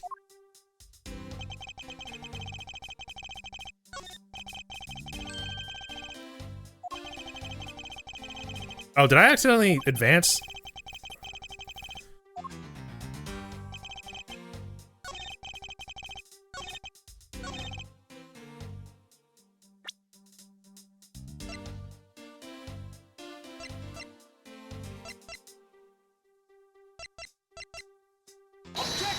Objection! Perhaps you're not aware, Mr. Portsman, but there is a serious flaw in your logic. I'm game. I can't help but find it odd. Excuse me. Odd that a fellow prosecutor would be brought down by the power of his own office. What are you talking about? Oh, you're joking. I get it. Ha ha ha! If you have the time to laugh, then you have the time to take another, closer look at this. You still not see? If not, may I direct your attention to the missing file? What? That's impossible! What's impossible, Mr. Portsman? Nothing. The files on that shelf are about a certain case. When the killer went to take the file after murdering your partner, I highly doubt they could have missed the bloody letters written on the spines. Objection! It's possible that they could have taken the file before committing the murder. I think it's pretty obvious that the file was stolen after it was written on. The missing letters of the detective's name where the file should be is proof. I mean, the S is gone, and there's only half an H. If Detective Gumshoe really was the culprit of this case. I highly doubt that even he could overlook his own name written in blood on the files. Especially as a detective who can't stand the sight of blood. Oh, we got him. We got him. We got him, chat. It makes it the work of a criminal intent on tampering with the crime scene. That's so low. I can't believe the criminal tried to pin this whole thing on me, sir. I'm gonna get him, sir. You'll see. I'm gonna have him under arrest in no time. Well, Mr. Portsman. Absolutely splendid. Logic deserving of Olympic gold. I appreciate the praise, but this doesn't change the fact that your reasoning is flawed. You win some and you lose some. That's how life goes. Glad everyone's so cheery, even though I feel more dead than alive. Ah, but you know, it really is a shame. I really didn't want to have to bring this up, however. He's got another piece of evidence. Humor me for a second. Who has the key to this office? That would be me. Yep. But Mr. Edgeworth just proved that I'm innocent. Oh no, he's put on the jacket. That is absolutely right, and I acknowledge your innocence. Then why do I sense you still have something to say? What a fucking dick. Did you know there is one other person with a key to this office?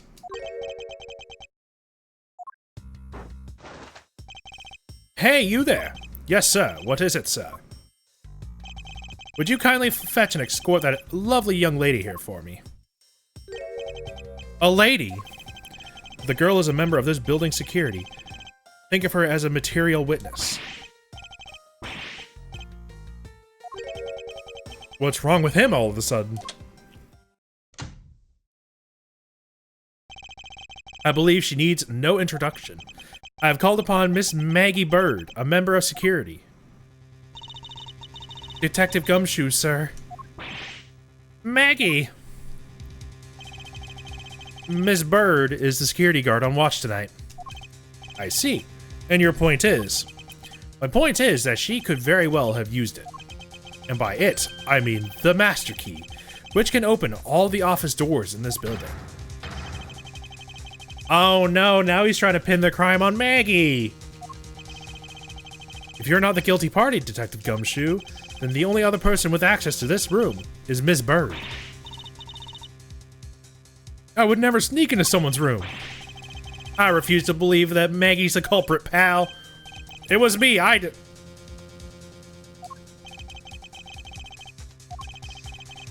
it wasn't really me, but it definitely wasn't Maggie. So yeah, it was me. If it was, you'd have no problems with that, right? Please refrain from flying off the handle. Listen to your boss. Just calm the shit down, Gumshoe. It's fine.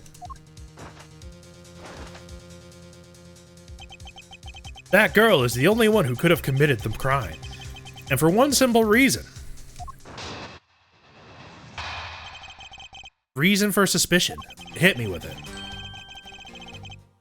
It's pretty obvious that she snuck into our room using the master key. No, it's not! If Detective Gumshoe isn't the one who opened the door, then that leaves only Ms. Bird as our prime suspect. She knows our good detective, doesn't she? Making it all the more probable that she was the one who faked the dying message. So you're saying she used the master key. Its use is controlled by security staff. Incredibly incriminating evidence, wouldn't you say? That's what he claimed about the evidence earlier as well.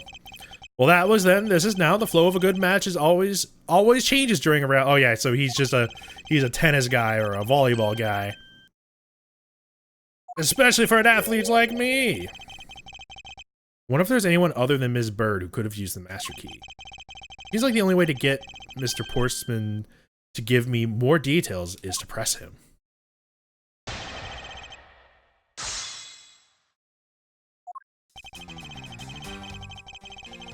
It's pretty obvious. Why is it obvious?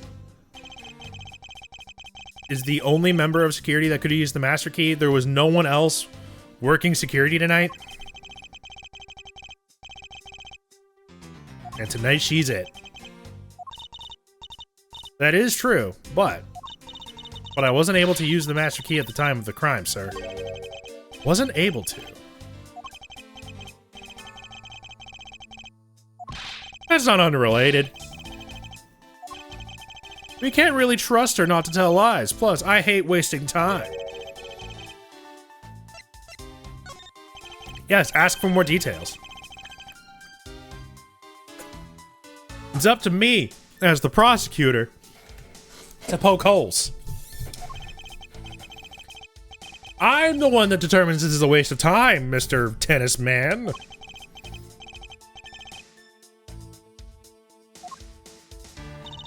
I discovered that the master key was missing at around 1 a.m., sir. What do you mean by missing? As in, it wasn't anywhere in the security booth, sir. The killer must have stolen it. Mr. Portsman, I believe this to be an important piece of testimony, don't you? Can't believe that someone like you would be taken in by such words. I'm not lying, sir. If that's the case, I'd like to know why you have the master key now. Don't quite know. It just reappeared all of a sudden. Where's your proof that the key was stolen to begin with? I bet you just forgot where you put it and then found it again. I never lose things. With me, if something disappears, it's usually because someone stole it. You don't want to test just how bad her luck is. Unfortunately, I can't deem that piece of testimony as conclusive. You still haven't established Maggie's motive for breaking into the office. That's true. No. Why would she want to steal? Why would she want to commit theft? Right? Can't ignore the fact that all the evidence points towards a motive of theft. But I'm done taking blows. It's time to counterattack with a few facts of my own. I say thievery. Hold it! I concur that the culprit's motive appears to have been thievery, however, with regard to the investigation of the bookshelves and safe, we're not asking for your opinion. Would it be too much for you to allow me to complete a full sentence? Oh, okay. I'll press it. I thought we'd established Detective's Gumshoe's innocence pretty thoroughly. It was just a theory, one hypothesis among the many possibilities. Hey, welcome home. How you doing? Stream's going good. We're playing lawyer game. I had my doubts about Ms. Bird from the very beginning. If that's the case, then why didn't you mention her first? Now, don't make that face. See, there goes the truth running the other way. Let's pick up the pace and see if we can't catch up to it. I don't think you're catching my drift. He's definitely, like, just trying to point the finger at someone, anyone. I hope you'll understand what I say. How is your volunteering? Since she is the only one who could have opened your office door. That leaves only Ms. Bird as our prime suspect. Hold it! Don't you think it's a bit early to be jumping to conclusions? Are you saying there's another way to open the door other than with the master key? Oh, I get it. Perhaps you had a spare made for someone else. I'll have you know, I have never made a spare. What are you insinuating? Nothing. I should have known better than to suggest like someone like you would. On top of which, she knows our good detective, doesn't she? Hold it! Is there anyone in this district who hasn't at least heard of Detective Gumshoe? Good point. He's practically a celebrity among his prosecutors. Really? I never knew it was so talked about, sir. We're holding our collective breath, you know. For when you screw up so badly that you're literally chased off the Everyone hates Gumshoe, dude. Of course not. That's hogwash. No, that's bullshit. I don't know what you're talking about. Shut up. All the more probable that She was the one who faked the dying message. By dying message, you mean the bloody letters that spell out gumshoe. I figured that whoever wrote his name must have wanted to frame him. And just the act of choosing his name is proof enough that the two know each other well. I would love to, but first, we should listen a bit more and digest what he's saying. And press him for more information.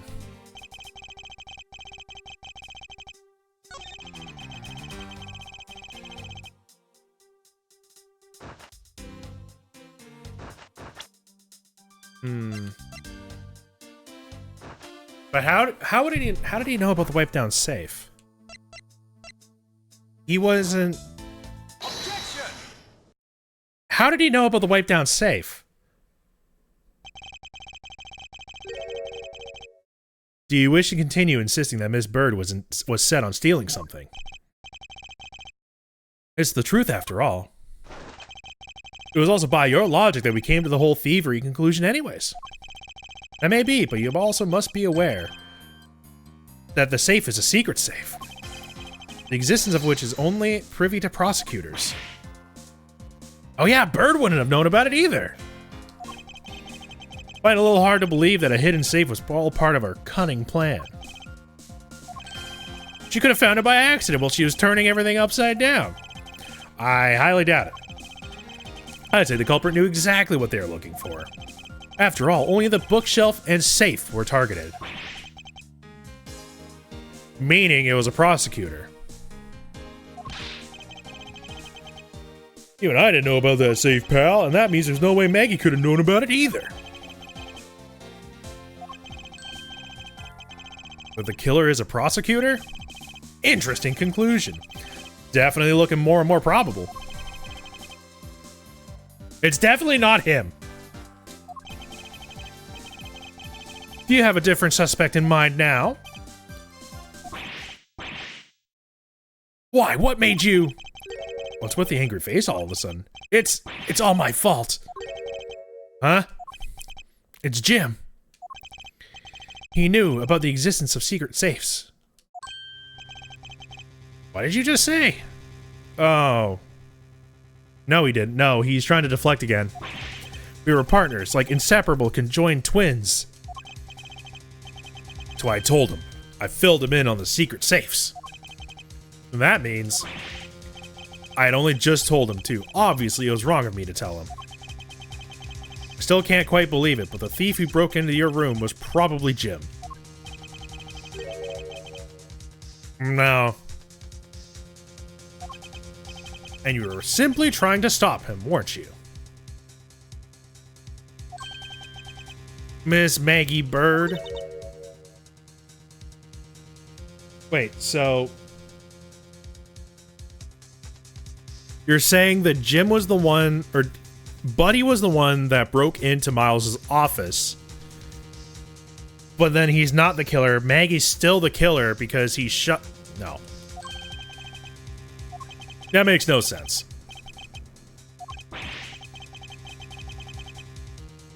That makes zero sense.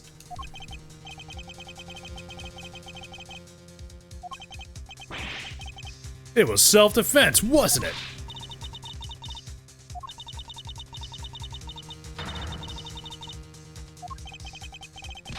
Yeah, like, wouldn't Maggie just not have... I don't think Maggie would be able to overpower Buddy.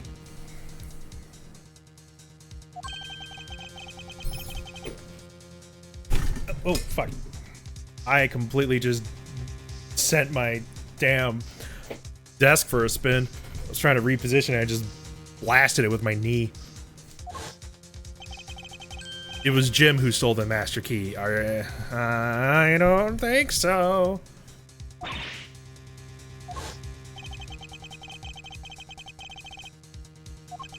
Unless, well, you retrieved it from Jim after you killed him. Are you accusing your own partner of being a thief? I don't want to admit it, but it's the only way for everything else to make sense. Has he no honor? I think we're done here. The investigation waits for no man. Would you people be so kind as to see yourselves... What? This is my office. You're the one. No, no, you're not.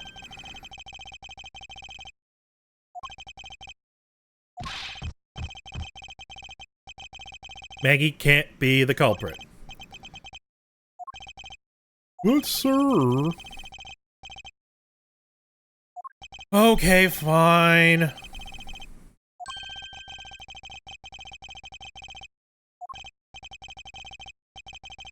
We will meet again. If that's a formal request from the legendary prosecutor himself, then I suppose so. Don't disappoint me. Ah, okay, so that's the end of the demo.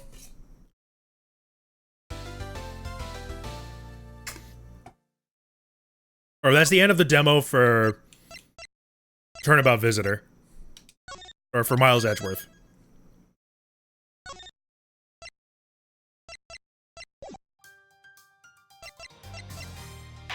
But we have another one. Prosecutor's Gambit. So we'll start the Turnabout Trigger demo. Here it comes. The presidential plane descends from the western skies. It's making its final yeah, no, the demo's pretty big.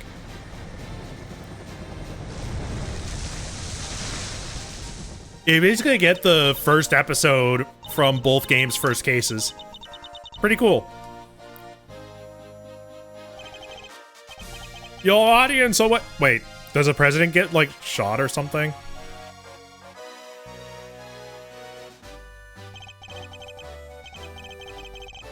I am here today to the odious criminals that dogged my... Oh, God, he's talking so quickly. No. You have our most heartfelt gratitude. However, friends, do not forget. The battle against evil rages on. Here today, I make you this solemn promise. We shall crush the wicked with the righteous hammer of justice. He is a lion guy. Oh, and he's been shot. Oh, God, the president's been shot.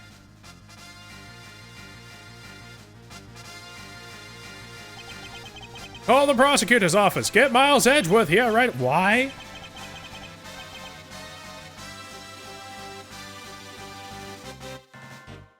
Damn. Look at him suiting up.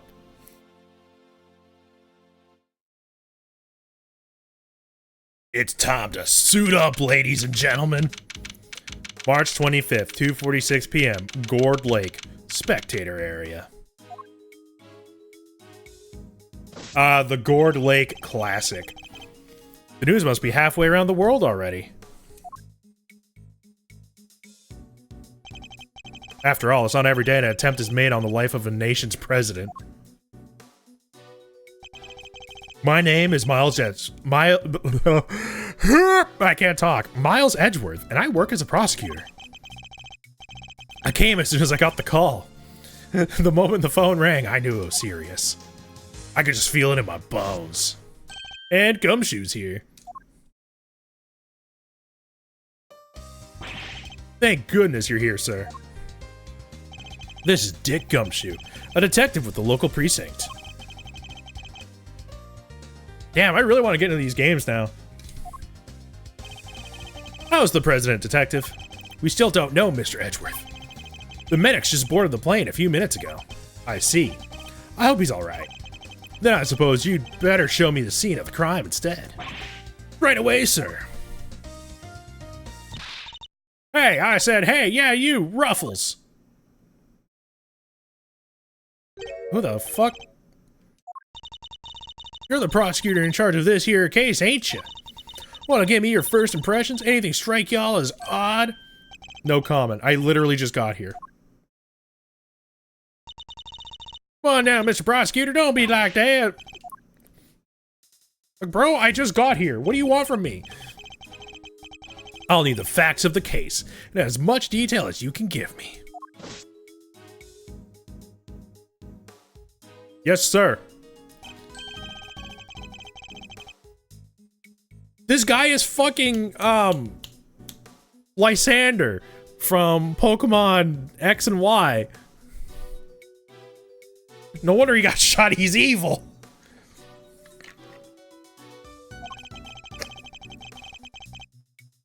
The president of Zhangfa. Wait, is our country called Zhangfa? Di Junwang. Yes, I read about his visit. It's been all over the news for days now. Okay, we got the newspaper clipping. It was raining until just before he landed. Luckily, it let up, and he went on stage as planned. And then, smack dab in the middle of his speech, bang, a gun goes off, and everyone runs for cover, terrified for their lives, apparently. Truth is, I only just showed up myself. I don't know a whole lot more than you do. You were summoned on short notice as well? I was, right in the middle of my day off. I was at the office taking advantage of the peace and quiet to prepare for my next case. And then the boss himself calls you to the scene. Never a dull moment, huh, Mr. Edgeworth? The boss? Chief Prosecutor was right here in the park, saw the whole thing. First chance he got, he yelled at the top of his lungs. Get me Edgeworth right away! He's the only man for the job, or something like that. I see. Oh, they cordoned the perimeter of the park off as soon as it happened, you'll be happy to know. So our would-be assassin is still here somewhere. Good. Now all you gotta do is find him in the middle of that crowd before they strike again. You're right. We don't know what else our culprit might be planning. These people are in danger. We don't have a moment to lose. Let's begin with the basics. And search every inch of this crime scene for clues, no matter how insignificant they may seem. Precisely. The president was shot at, which means a gun was involved. That's our first clue. Cool. All right. Duly noted. Detective Gumshoe. How exactly was the security detail surrounding the president's speech organized? Well, sir, our officers were mainly focused on securing the perimeter of the park. The president's people took charge of the rest. He has his own team of bodyguards. See those guys over there? Maybe we should ask them a few questions. They're the exact same guy. I have to walk over and press A.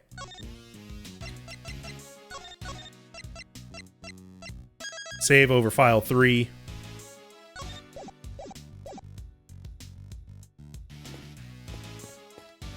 I want to look at shit first. Sir, the president's bodyguards are in front of the— oh my god. But thou must. Can I help you? You're one of the president's bodyguards, correct? Could you tell me how his security detail was arranged during the speech? 2 of our senior operatives were attached to the president. The rest secured this stage. This isn't our first rodeo. Anything suspicious in that crowd and we would have spotted it right away. I see. So the president's security was tightly orchestrated for the duration of his speech. Let's investigate further. We should speak with other witnesses and continue to look over the crime scene. We can't afford to leave any stone unturned. Well, that's how y'all go about it, huh? Sir, it's something seeing the pros at work. Care to share a little bit of what happens to that information once you got a hold of it? Bystanders. This one seems persistent. But I can't afford to get distracted. Hey, Ruffles, I asked you a question, dang it. What happens next? Well, we put all the information together to try and find connections. Right, sir? Detective! Don't be so hard on a poor guy. So connections, you say, and what next? Well, I guess you'd say we connect the dots, connect one piece of information to another. It's Mr. Edgeworth's forte. He's a logic master. I can view what information I have with left bumper and then connect them with Y. I should try it now. Just a quick press of LB and we'll be off down the path of— oh, you're forcing me to do this already. Okay, the president was shot at. And security.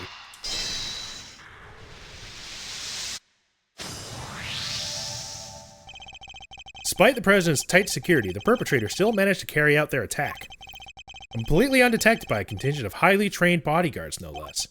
No mean feat. This would have taken some serious planning. In other words, the assassination attempt was almost certainly premeditated. That's the stuff, Mr. Edgeworth. The old logic never fails, huh? Indeed. All we need to do is find the right clues and then make the right connections between them. Make the wrong connections, however, and we'll only wind up further from the truth. Which means I must make well-reasoned connections if I intend to draw logical conclusions. It's investigation time, ladies and gentlemen!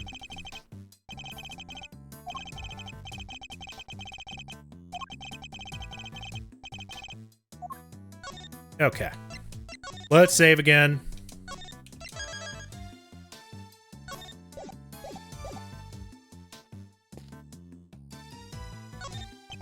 No!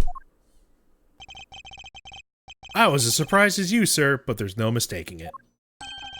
It's the Steel Samurai! The Steel Samurai, warrior of Neo Old Tokyo! The classic. Is Edgeworth just straight up a fanboy of Steel Samurai now? Beats me why they had a Steel Samurai balloon as a welcome party for a foreign president. It was a little odd. Although now that I think about it, what better hero to represent our nation than the Steel Samurai?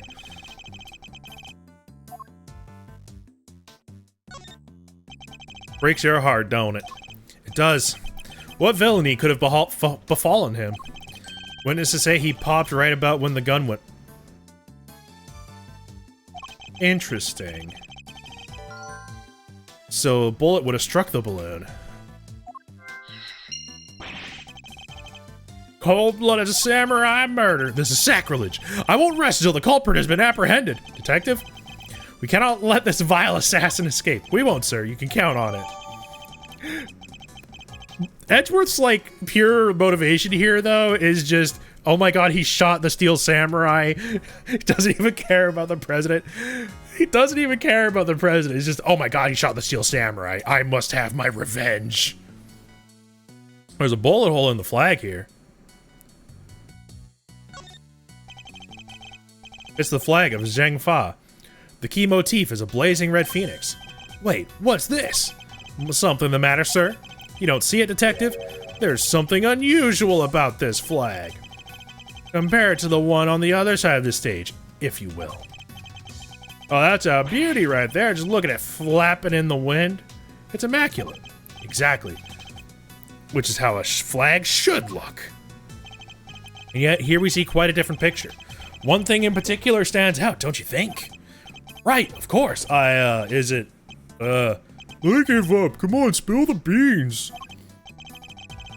You can lead a horse to water. It's investigation time. It's the bullet hole. Take that! Do you see that hole? You're quite right, sir. And note the burn marks around the edges. That's a bullet hole. There's no mistaking it. Bullet hole. Someone shot through the flag. Think I've gathered enough information for the moment. Time to put the pieces together and see what we can figure out. I want to find more. I want to see if there's more information here, though. I don't know the species. My favorite flowers are maybe roses? Yeah, roses and lilies. Roses make me think of weddings. Ah, the romance. And lilies, well, that's funerals, I guess. Sad, but part of life. No coincidence that both types of occasions tend to feature a free buffet, I imagine. Wait, why are we so mean to Gumshoe? Dude, justice for Gumshoe. Okay, yeah, clearly there's a connection between the balloon and the flag with the bullet hole.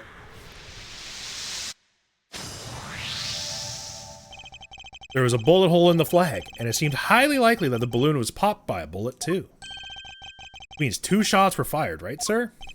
Possibly even 3. The president was shot at as well, remember. Equally, the hole in the flag and the bullet in the balloon could not have been made by the same bullet. What we need to know is how many gunshots there were.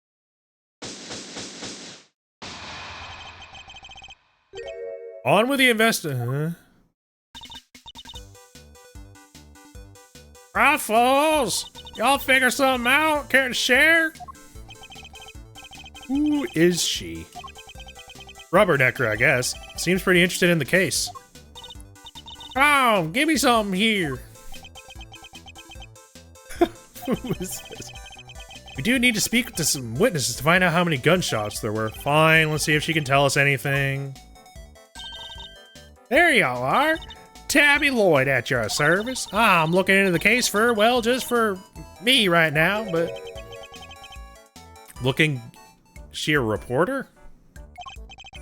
Ms. Lloyd, was it? Ms. Lloyd, there's something I'd like to ask you. Well, can you tell me more, any exclusive details you want to share? How about the perp? Have they made any demands? What about them there ruffles? Where does a feller buy a cravat like that? Will you be quiet for 2 seconds? Let me ask some questions. Dang, and here I thought I could get me something juicy for my piece. I need to know about the shooting. Can you tell me how many gunshots? She has a recording device.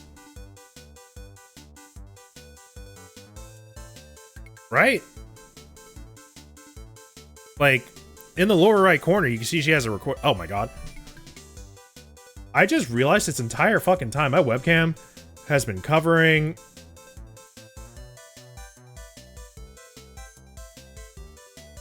Oh god. Where's a good spot for this?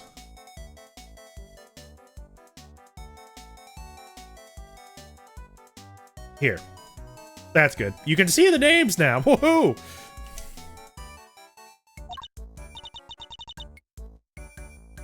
Move my mouse away. Well, I most certainly cannot. I beg your pardon. I can't just be handing out leads for free. This stuff is my lively. Oh my god. We're investigating the case. Is an assassination attempt on a foreign dignitary. What do you mean you just aren't gonna give us the information? Me? Hold out on you? Well, if y'all are gonna be like that, I'll be moving right along. Goodbye. Wait for what exactly? You've got nothing for me, I'm gone. We're fresh out of moves here. Out of moves? I wouldn't be so sure. What do you mean, Mr. Edgeworth? As you know, Detective, I like to play a little chess. And what does one do in chess when an opponent adopts a defensive position? Why, the board offers any number of options. Some are more effective than others. I don't get it, sir. No matter how impenetrable an opponent's defense may seem, it can always be overcome. Watch and learn, Detective, as I shatter my opponent's resolve with the power of words! When attempting to draw out an entrenched opponent, one must employ certain tactics. Let us picture the board and see if we can anticipate our adversary's next move.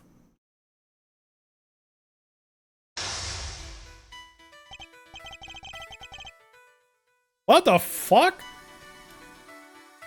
Okay, I'm saving because I don't know what is going on here.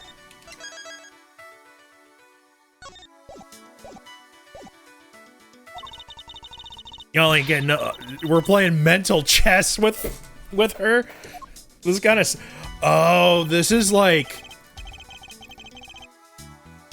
Is this like Edgeworth's version of the Cyclops in the later Phoenix Wright games?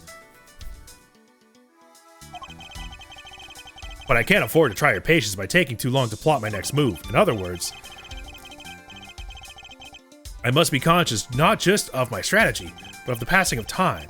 Can't afford to waste words either. In past, it can pay dividends not to. If my opponent gets too agitated. If you're fixing to ask me something, will you dang well ask it already? I may be able to gain a tactical advantage by calmly biding my time. When I see a crack in my opponent's armor, I pounce. I should begin by finding out what it is that she does. Alright, time to make my opening gambit. Mind chess. What is it that you do? Sure, or I could totally not do that. I think I don't know when to keep my mouth shut. That's my job, is it now? So you do something you won't or can't tell anyone about. Shut up. I ain't no lawbreaker if that's what you insinuating. Well, you're clearly hiding something. There's nowhere left to hide. I'm not rightly sure what you're getting at here, Ruffles. Curses! Should have picked my words more wisely. Oh, shit. Oh.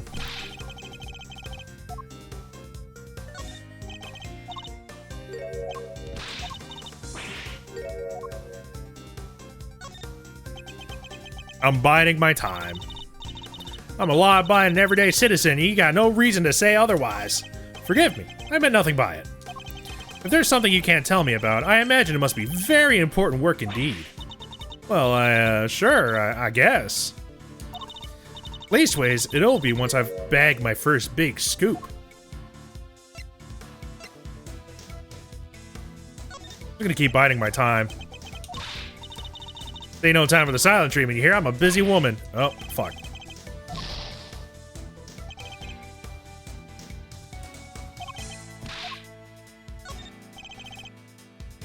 I don't think I fully understand this, then. Oh, so she's getting agitated.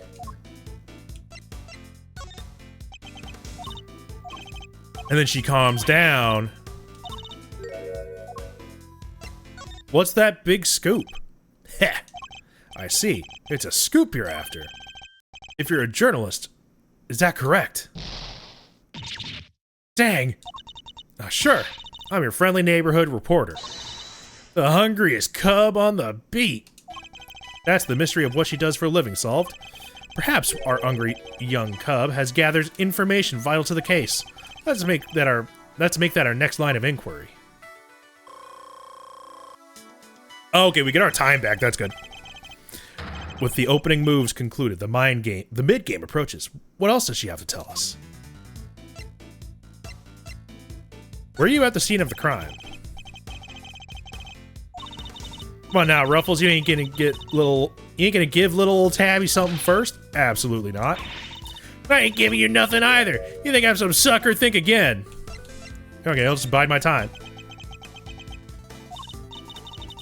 This is my career we're talking about here. You gotta give me something.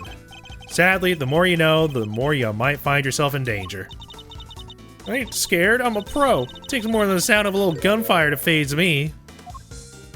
So you heard gunfire.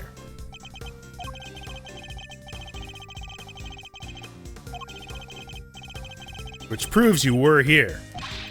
You must have seen something. Double dang. Fine, I was here. I saw it. Came to report on the big speech, wound up reporting on a shooting. And you won't get no more out of me than that. I'm done with your tricks, Ruffles! If she came to report on the event, she must have made a record of some kind. A record I would very much like to get my hands on.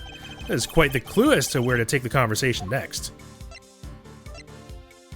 Where's the record of your reporting? You must have been making a record of some kind. You got more questions? You gotta give me something first. That's the deal. I am not in the habit of making deals. Now tell me what I need to know. Sorry, Ruffles, can't help you. Time to deploy my clue. You must have a record. No self-respecting reporter will leave the house without a means of putting things on the record. Where's yours? Of course I made a record. I told you I'm a pro. Dang near wore my shoes out running around on this one. Which is why I'm not just about to hand it over to the first person who asks me. I'm not just anyone, young lady. I am the prosecutor in charge of this case. Don't you young lady me. You ain't getting it, no matter how many times you ask. Alright, I'm just gonna bide my time. You understand, don't you, Ruffles? It ain't nothing personal. I understand that your job is a difficult one. You do? Well, ain't that sweet? And in such a competitive field, you must sometimes doubt that you'll ever succeed. Nah, I'll go plenty far, I'm sure of it, yeah. Just as long as I got my trusty tape recorder. Ah, I knew it was the tape recorder. I called that shit like 15 minutes ago, that the tape recorder that she had on her hip. Wanna play me that tape? Intriguing. A young reporter, hungry for success. So dedicated to her craft that to leave such an important event unrecorded would be unthinkable. And indeed, she did not. She committed the entire event to tape! We got her. Fine, sure, I recorded the whole darn thing.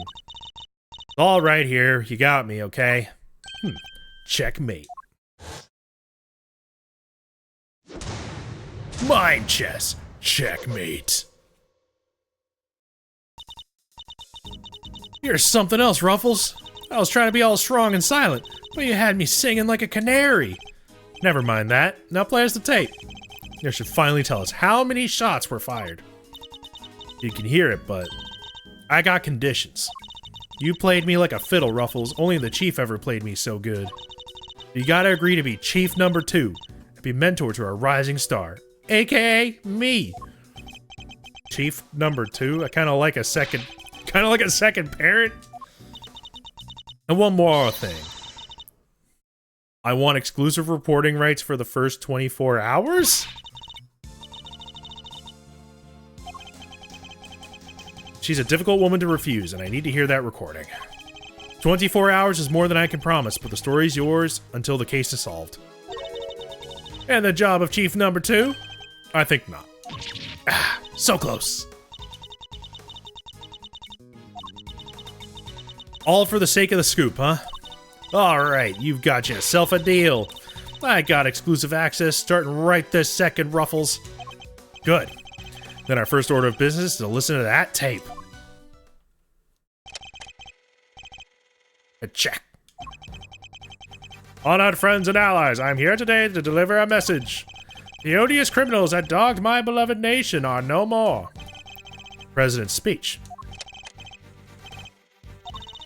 The president passionately addresses the assembled crowd, as if trying to shake off the reports of his declining popularity by sheer force of will. There's me. Can't beat a little live commentary to set the scene. The meeting is scheduled for just after his speech, correct? Seems pretty pleased to be able to put the whole Yatakarasu situation behind him. As well he should be. This is a great day for all of us. Whose voices were these? Oh, there's these two old guys standing right in front of me. They're whispering away to each other the whole darn time. I know their voices from somewhere. Wait, the part where the gun goes off is right after this. The president thrusts his fist in the air as excitement reaches fever pitch. The battle against evil rages on. Here today, I make you this solemn promise. We shall crush the wicked with the righteous hammer of justice. 2 shots.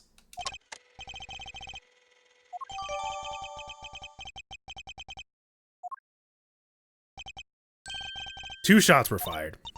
And that tells us something? Sure does. Something very important indeed. It allows us to deduce the trajectory of one of our bullets. Of the 2 shots fired, 1 hit the president. Which means the other must have passed through both the flag and the balloon in that order. There. So then they were kind of around, like, the lower screen left part of the map, right? Allows us to deduce the position of our shooter. The only possible place from which a bullet could have been fired through the flag and into the balloon was...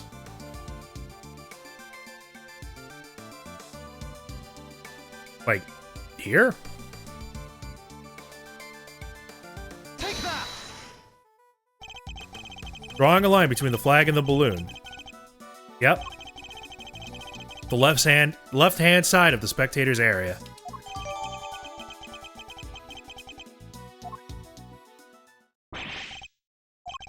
Detective Gumshoe, I'll need to examine the left side of the spectator area. Roger that, sir. So you know, you need me to clear all those people out of the way? Mm-hmm.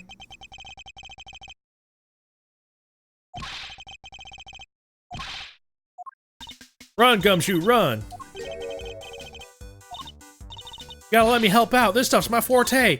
I'm the best crowd herder you ever did see. All proud, prod, pummel, and push them wherever you like. A very kind offer, but I think a less hands-on approach might be preferable. Also about this chief business, I am nobody's chief. Whatever you say, Mr. Edgeworth, sir. Somehow doubt that That's fine. Go, Gumshoe. You can do it. Here you go, sir. It's all ready for you. Ms. Lloyd here cleared everybody out just like that. You should have seen it. Oh, you ain't seen nothing. The chief, my other chief, that is, she sends them running twice as quick. Sounds like quite a formidable character. Perhaps I should go easier on the poor girl. All that running around. Your clothes are covered in mud. Allow me to pay for the cleanings. The least I can do. Need my jacket? Oh, don't you be worrying your pretty little head about it. It's reversible. All I gotta do is switch it around. Alakazam, no more dirt. On the outside, perhaps, but you still have something of a problem with the inside. It's fine. Probably. Crowd has trampled the entire area. We'll be lucky to find any traces of our shooter at all. It's investigating time! Okay. Save.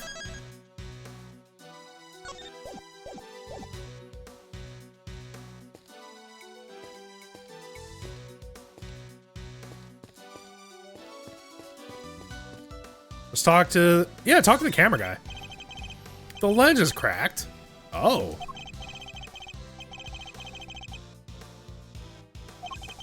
It's like a fireworks show in there. Probably not a good idea to touch it, I guess.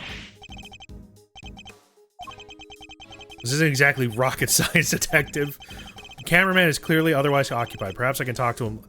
Well, that means there was something fucky with the camera, right? Felt television truck. Perhaps appears to be stuck in the mud. Reminds me of the time I pushed your car out of that ditch, sir. And you just drove away and left me. What? Justice for Gumshoe. Did I do that? I think I might have. You came back though, Edgeworth. Only left me in the mud for maybe 15 minutes. I know you'd never forget about me, sir. Of course. Barring those 15 minutes. Oh my god.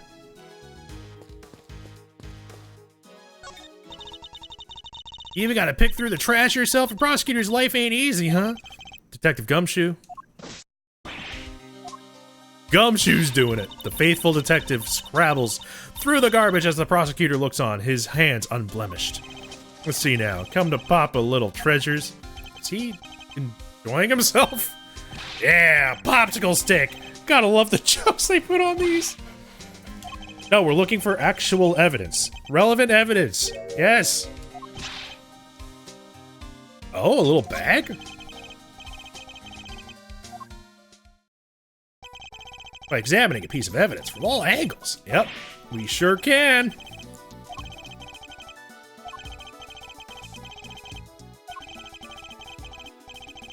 Hell yeah. Can I open the bag?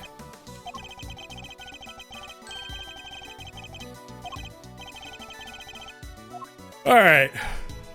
What are we looking at?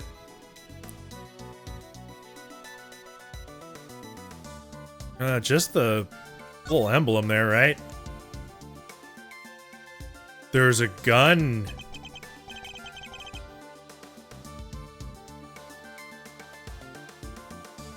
Lead Rook, second Knight. Less cover for Lakeside now. Eyes on this area. Rook position in light of Knight's injury. Knight to immediately escort President to plane in case of emergency. Stay frosty. We know who might be in the audience. Presidential security plan.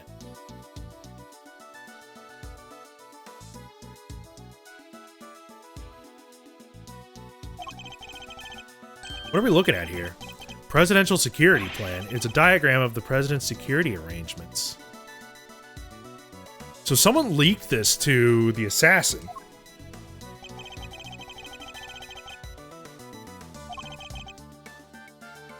He even has his people's names on it. Rook and Knight. So his bodyguards aren't natives of Zhengfa. I heard he uses some private security firm. Why not employ people from his own country? Want to hear a little tabloid exclusive? You really know something? I was over at their embassy not too long back, sniffing out a story. Well, I'm there. One of my sources tell me that the president's got more enemies than you got hairs on your head. Including a bunch of bigwigs in the national police. Oh, interesting. That's really shitty for him, but that's a good point. Good piece of info. What was it doing dumped there in that bag? You raise an interesting point. It's a document relating to a matter of national security. It would surely be highly classified. Something else in here. Yeah, there's a gun. With a scope.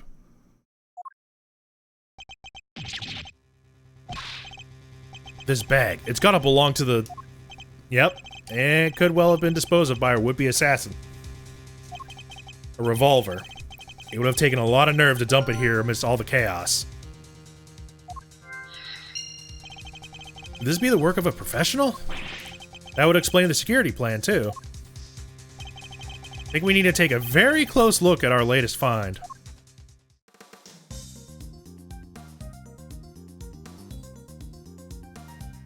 Yeah, let's look at the handle. It's called the grip. Held a few guns in my time, though they never felt quite right in my hand. This one is no exception.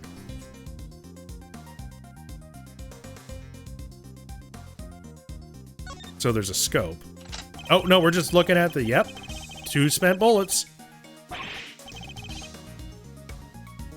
I wouldn't say it's definitive proof, but the evidence is very... Like, it's... The evidence makes sense. A laser sight. Yeah, there we go. It can be lined up with a target to make aiming a bit easier. If I press this here... Definitely a red laser. Did the assassins use the laser sight to target the president?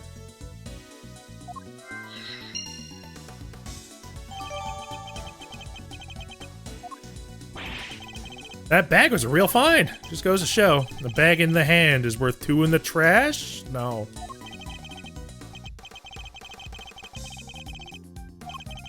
I need you to take the bag and the gun to forensics.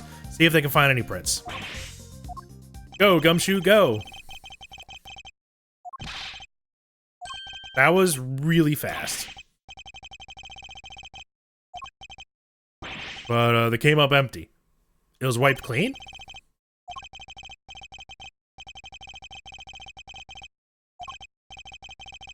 Should have known it wouldn't be that easy. Yep. Oh, I didn't mean to... Okay, do I have any... Okay, I don't have any specific...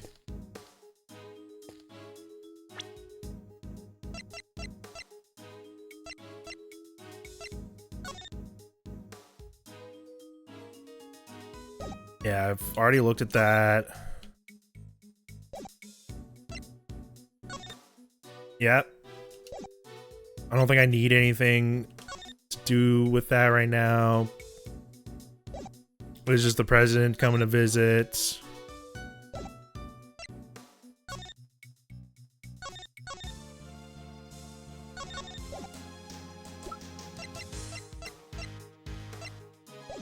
Okay.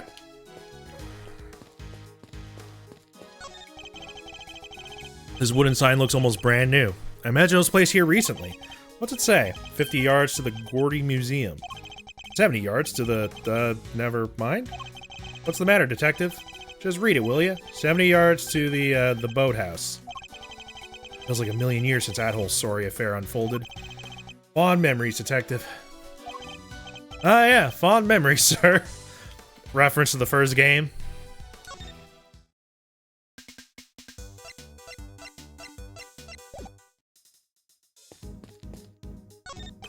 Well, this is quite the situation, wouldn't you say, Mr. Edgeworth? Who is he again? Winston Payne. We used to work together at the prosecutor's office. What brings you here today, Mr. Payne? Oh, yeah, wasn't this guy from an old game too? John, are you here? Oh my god. I am not comfy. Ugh. Why, only the invitation of the chief prosecutor himself. His voice. I recognize it from the tape recording. Was he one of the men who was standing in front of Miss Lloyd? And where's the chief prosecutor? He had to leave, I'm afraid. He's a busy man. They let him, and only him, out through the cordon. So he had me summoned on short notice, and then left before I even showed up. Rude.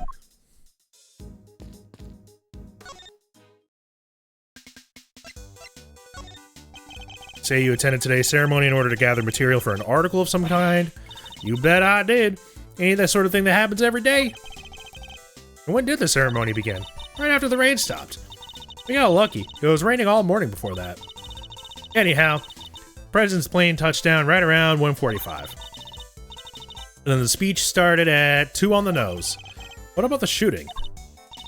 Must have been maybe 20 after? So 20 minutes after the ceremony began. Yeah, shots rang out, tearing through the air that only moments before had been live with cheers. Then tragedy. The president dropped to the floor, felled by an unknown assassin's bullet. It's 2:25 p.m. on March 25th, and I've been reporting to you live from the... what? Just making some voice notes. Rude. He's not dead, right? It was just an attempted assassination.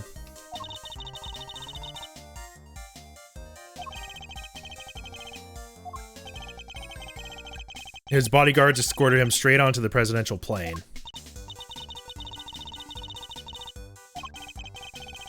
Better take any testimony she gives with a good-sized pinch of salt.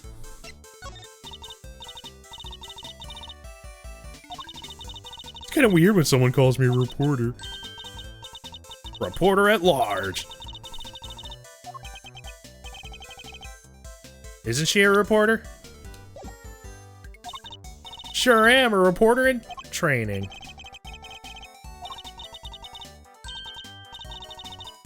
She hasn't published anything. Nice. I soon will be, won't I? This right here's a big old scoop. Don't worry about it. I got the whole thing on tape. Didn't miss a second. It's all thanks to my trusty mic and even trustier tape machine. Oh, God. Who is your mentor? You know, the Chief Ruffles? My mentor? My inspiration? No. Can't rightly say I remember. What kind of reporter forgets a thing like that? It's like the chief always says. You gotta treat information as irresponsibly as you can. Oh, you should have heard her the day she gave me this here tape machine. You be sure to bag yourself the juiciest, sleaziest scoops you can now, you hear? Wonderful. So you're the kind of reporter who sees fire under even the faintest trace of smoke. Nah, I'm the kind of reporter who puffs on the fire till the smoke about chokes you. That's not any better.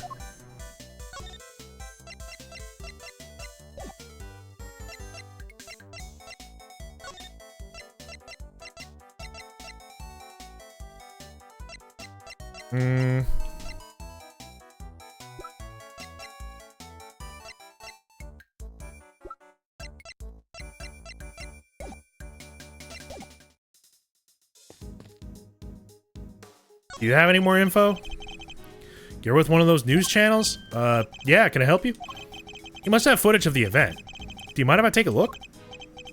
Wish I could help you, but that might be a little tricky. And did the camera get shot or something? My camera was knocked over in all the panic. No! Damn, that sucks. Oh my god. You look like you need a little help, Mr. Edgeworth. I know that voice. Kay!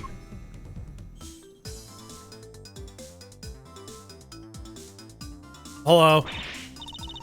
I leave you alone for 2 seconds, but don't worry, your hero's here to save the day. That's right, the one, the only, Kay Faraday. I have no idea who this is. Hero? Only you would give yourself a title like that. So you're not a great thief anymore? Not right now, but it's not like I quit. I'm just on sabbatical. I'm taking time out for some intensive training. Being the second Yatakarasu doesn't come easy. Kay helped me out on a few occasions about 2 weeks ago when I was working on a... Oh, she's from the first Edgeworth game. The case of the Yatagarasu, a mysterious thief who seemed to appear and disappear at will. Oh, and this is the incident that old guy and the chief prosecutor were talking about on the recording. Claimed to only steal the truth.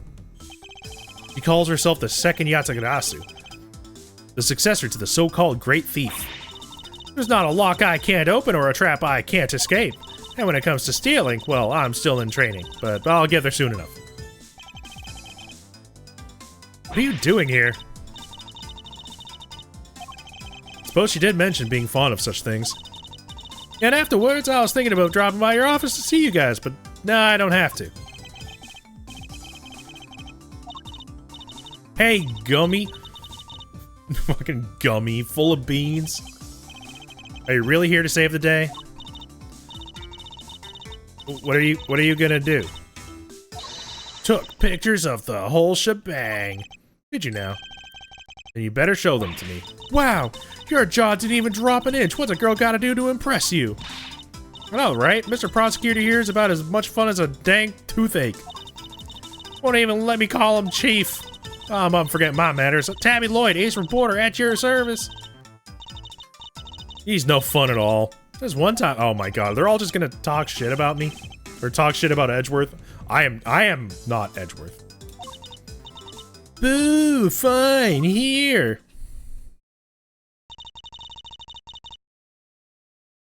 Why the fuck are they just, why do they have open suitcases? Wait, was he shot in the head?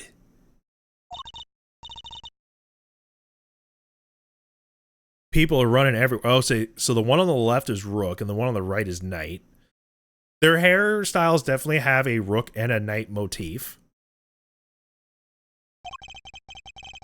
The president and his 2 bodyguards. The names on the security plan were Knight and Rook. What's this laser sight on his forehead? Thank you indeed, Kay. I think you've provided us with a vital clue. Ooh-wee, your eyes just lit up like a pair of dang Christmas trees. Well, Mr. Edgeworth, care to tell the readers what you've spotted? A contradiction.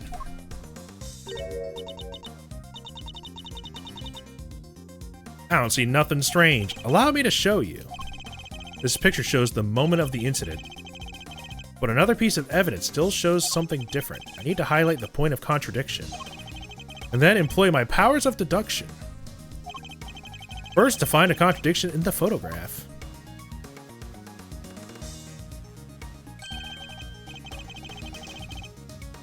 What?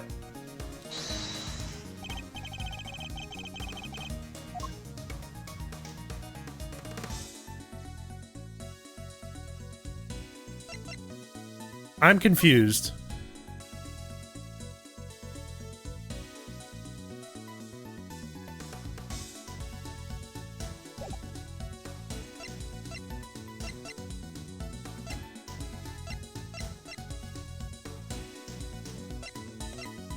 I am actually really fucking confused.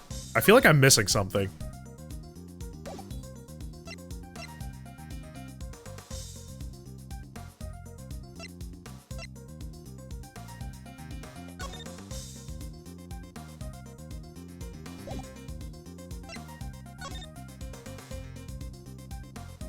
Knight to immediately escort President to the plane in case of emergency.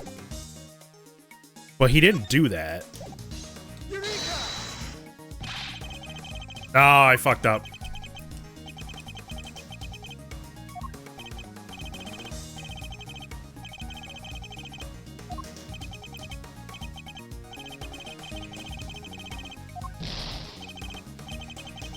I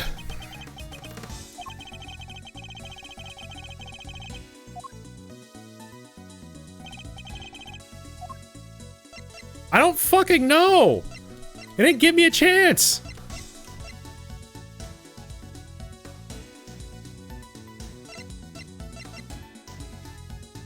Hit it with a laser sight, 2 spent bullets.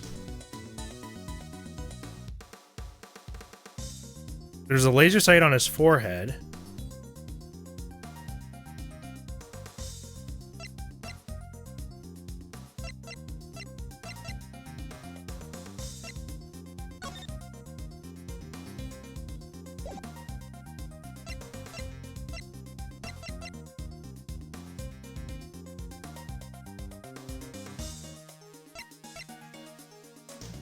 On the left side of the spectator area, fitted with a laser sight, 2 spent bullets.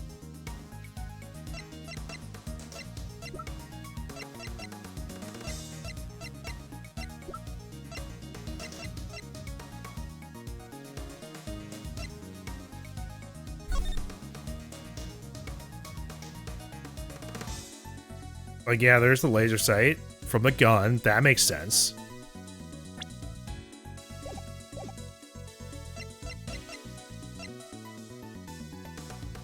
The balloon being popped. Oh no, that still makes sense.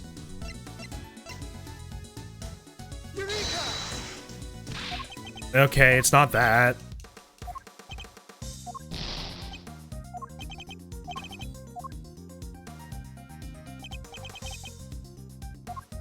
I am actually confused.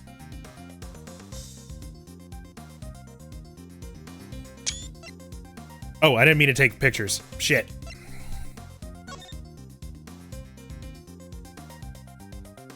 Shake off. I'm pretty pleased to be able to put we shall crush the wicked with a bang bang.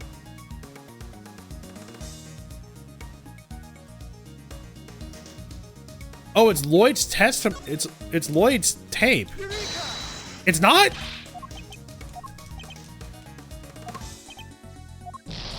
What the fuck? I don't fucking get it.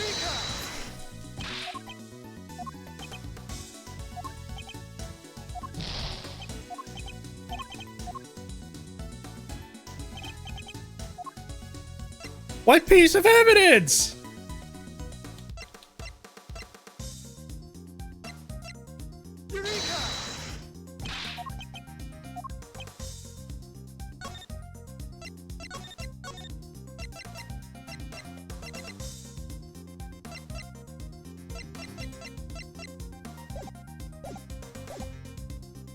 What?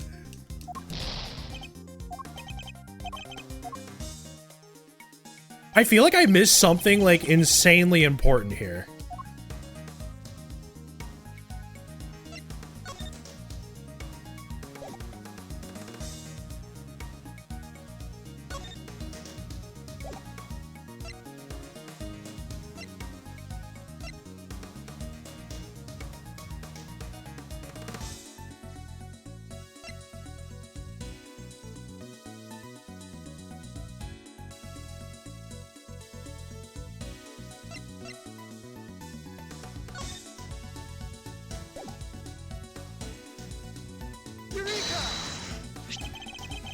Look closely at the picture if you...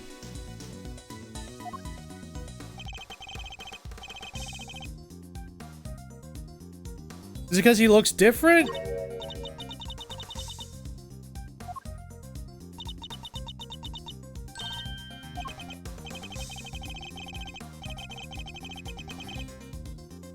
Yeah, it's the laser sight.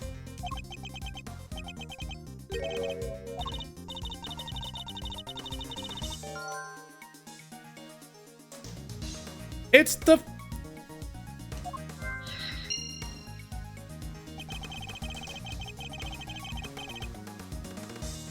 Fucking what?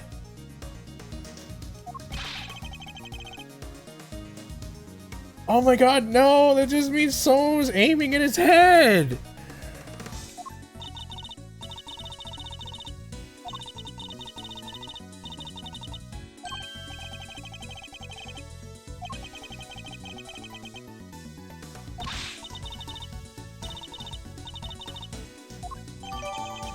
That's barely a contradiction. That's just stupid.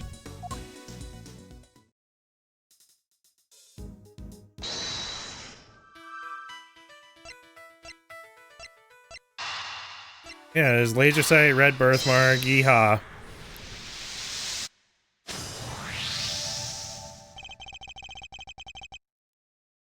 Okay, no, the red birthmark is legitimately, that's just stupid.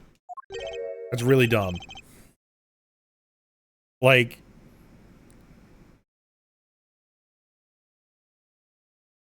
We knew there was a red dot. Why would people just think that the dot on his head wasn't the red dot? Why are we saying, oh, that's a weird looking birthmark? Nah, that's really stupid.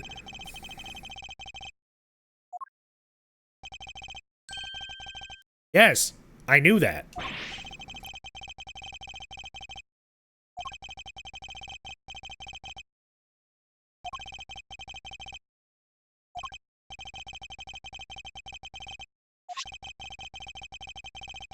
And that gun we found was the weapon used in the crime. Yeah, okay, cool.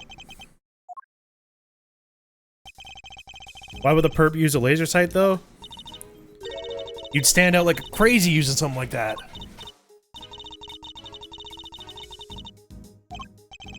Anyone who saw it could trace it right back to the shooter. So they weren't... They were hidden.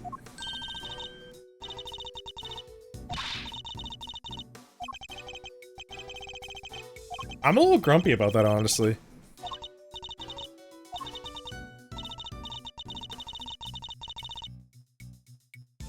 Like, I thought the contradiction was gonna be between the security plan and what was going on in the picture, because if the first shot went out, you just have the two security guards standing in front of the president, instead of Knight immediately taking the president and hiding him, as said in the security plan. Am I crazy? I feel like I'm going crazy. Oh, okay, well...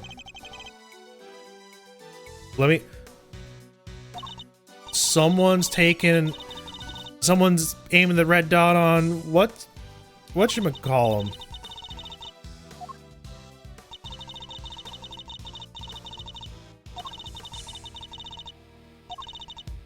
Then there's... I can barely see anything. I got knocked over when everyone started running right after that last picture. Guys, I must have pressed the shutter by accident. Not sure this one's gonna be of much use. Nah, I think both of them have something in them. Time to take a closer look.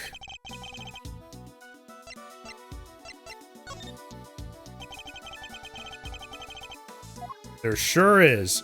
Right here. Take that! There, I see it! Whoa, there it is! It's our laser sight right there! So that's our perp. The one in the red hood must be the shooter. Wait, so then... Homie...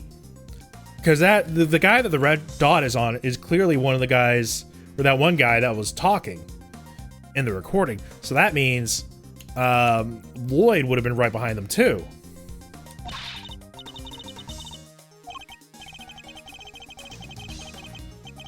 The truth.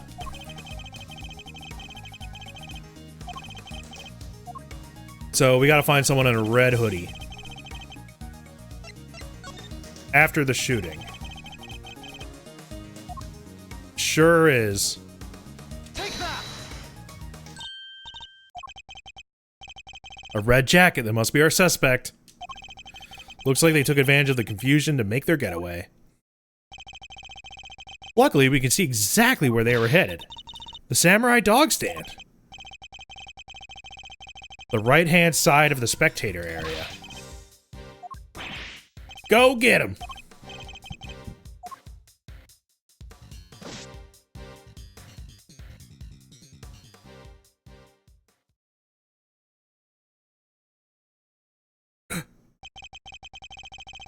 We have you now, my little Red Riding Hood. The entire park is cordoned off and we know which way you went. Now it's simply a matter of hunting you down.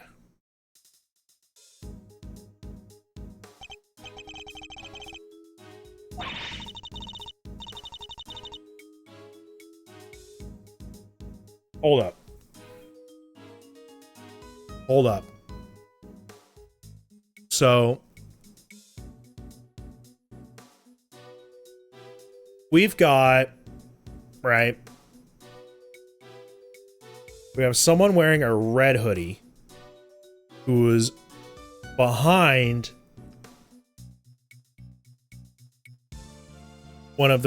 behind the people talking on the tape recording.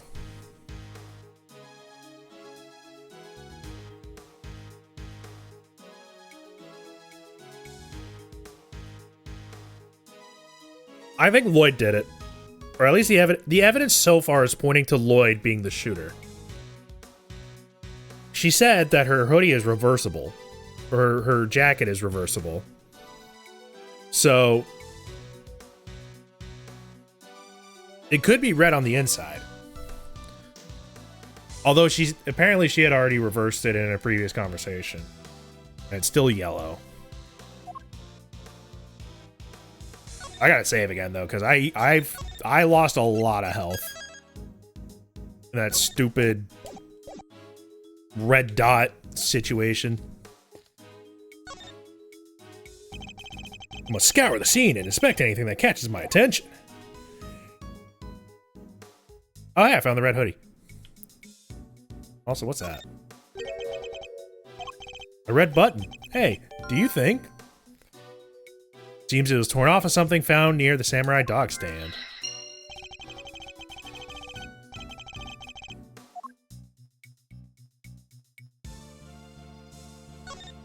Is that the red hood?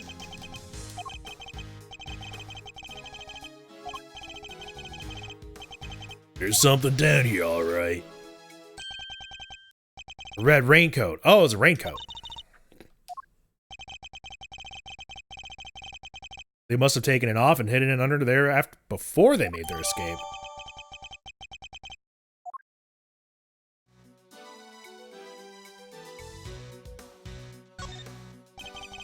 It's a flimsy-looking food stand made of plywood, and it sells samurai dogs. You got $1.50 if you know you're not actually.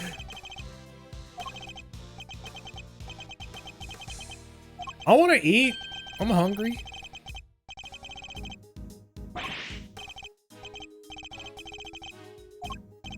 Oh my god. This is the nicest thing you've ever did for me.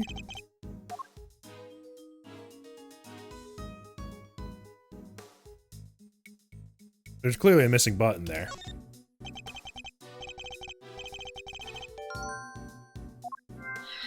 Yep. The left sleeve, but the button matches.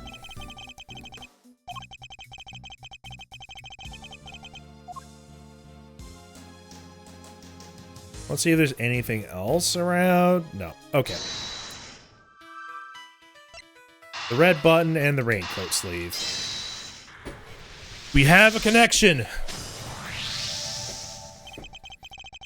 The button we found seems to have come from this raincoat. Must have been pulled loose when the killer took it off. Huh, the right sleeve's inside out too. Seems it was removed in a hurry, fast enough to tear a button off, no less. I surmise our assassin disposed of their gun and bag in the trash immediately after shooting the president, and then slipped into the panicked crowd and moved from the left to the right side of the spectator area. This is because they knew the trajectory of the bullet would point to a shooter on the left side. Finally, they removed the raincoat and hid it under the samurai dog stand. The killer would have needed to get rid of the coat as soon as possible, hence its hurried removal. The fact that the right sleeve is inside out is a testament to how quickly it was taken off. And that missing button. The question, of course, is, why didn't the same thing happen to the left sleeve? Oh yeah, only the right sleeve is inside out. Indeed. And the button on the left sleeve is still securely attached. What does that mean, Mr. Edgeworth? If we're to answer that question, Detective, we'll need to inspect the raincoat in more detail. Alright, it's inspection time, ladies and gentlemen.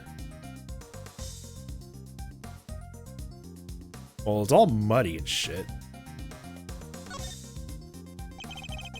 The right sleeve is inside out, and you can clearly see where the button was torn off. Whoever discarded his raincoat did so in quite a hurry. Let's take a closer look at the inside of the raincoat. Detective Gumshoe! Oh, there's a blood stain. Uh-oh. And considering where it's located, I'd say the blood belongs to our would-be assassin. So we're looking for someone with an injury? Not just any injury. An injury on their left arm. Well, how do we know? Simple. The right sleeve is inside out, suggesting that the suspect removed the raincoat in a hurry. Conversely, the left sleeve is just as we would expect it to be. Therefore, he didn't have his arm in the sleeve. Once we understand that, everything else falls into place. Now, Detective, there is a blood stain on the left side of lining of the raincoat because the suspect's arm was too injured to fit through the sleeve. There's a good probability anyways.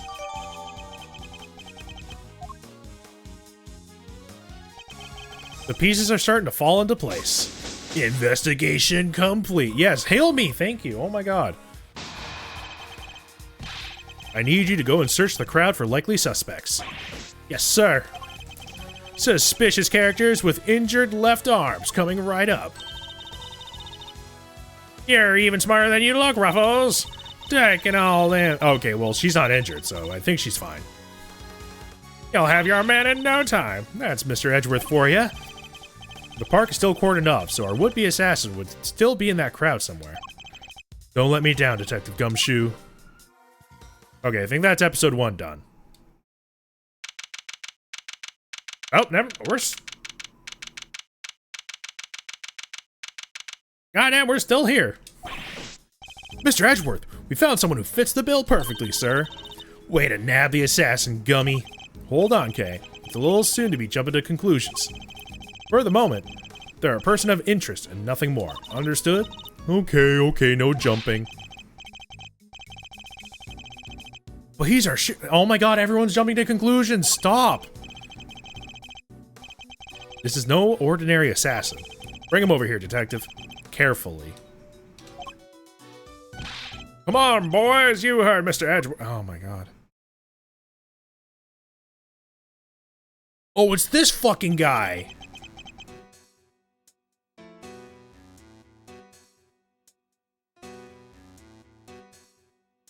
Is the butler from one of the Ace Attorney 2 cases. Right? Like, I haven't played these games, but I've watched them, a few of them be played. Well, pal, state your name already. Doe. John Doe. Charmed, I'm sure. John Doe. Okay.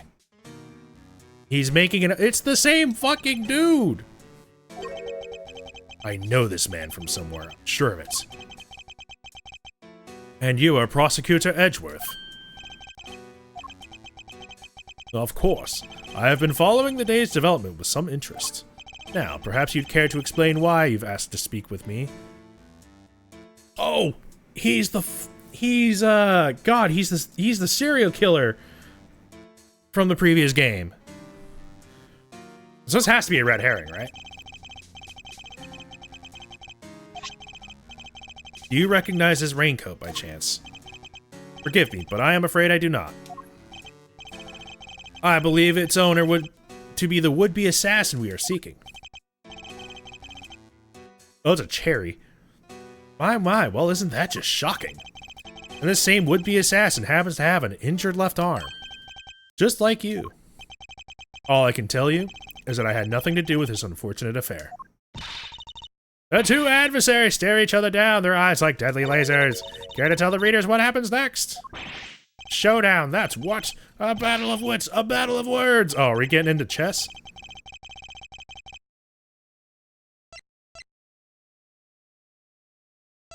Ah, let's indulge him. In a battle of wits, you never know if or when the other guy might be lying or just plain mistaken. But if you spot an inconsistency in a statement of theirs, you gotta be present. You gotta. Oh, it's a cross-examination.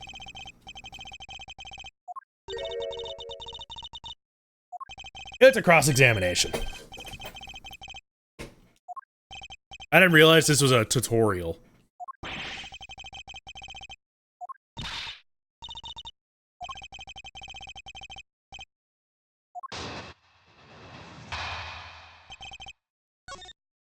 Doe's deposition.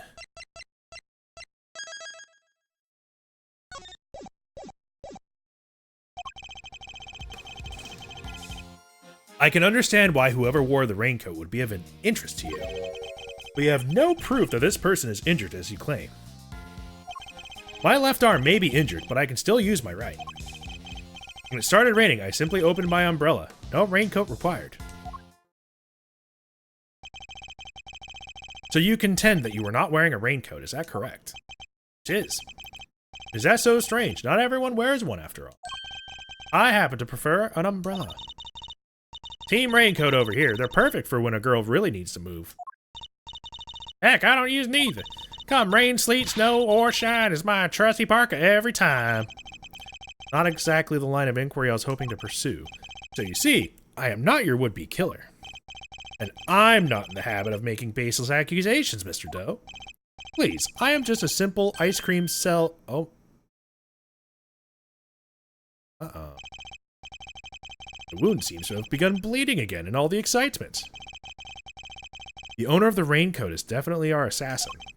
And said owner also has an injured left arm. I'm on to you, Mr. Doe. It's only a matter of time. Alright, it's rebuttal time.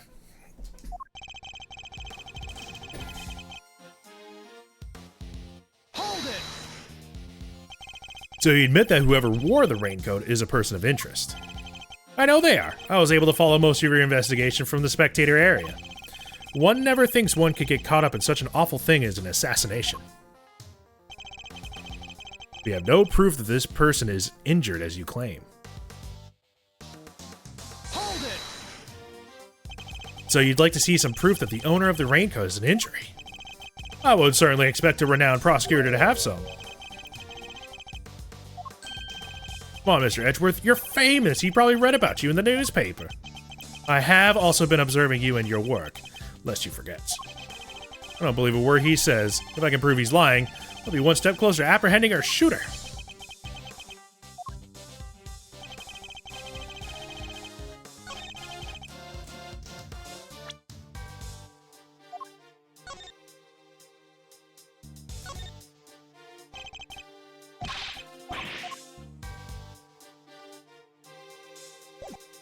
Oh, I gotta present the raincoat.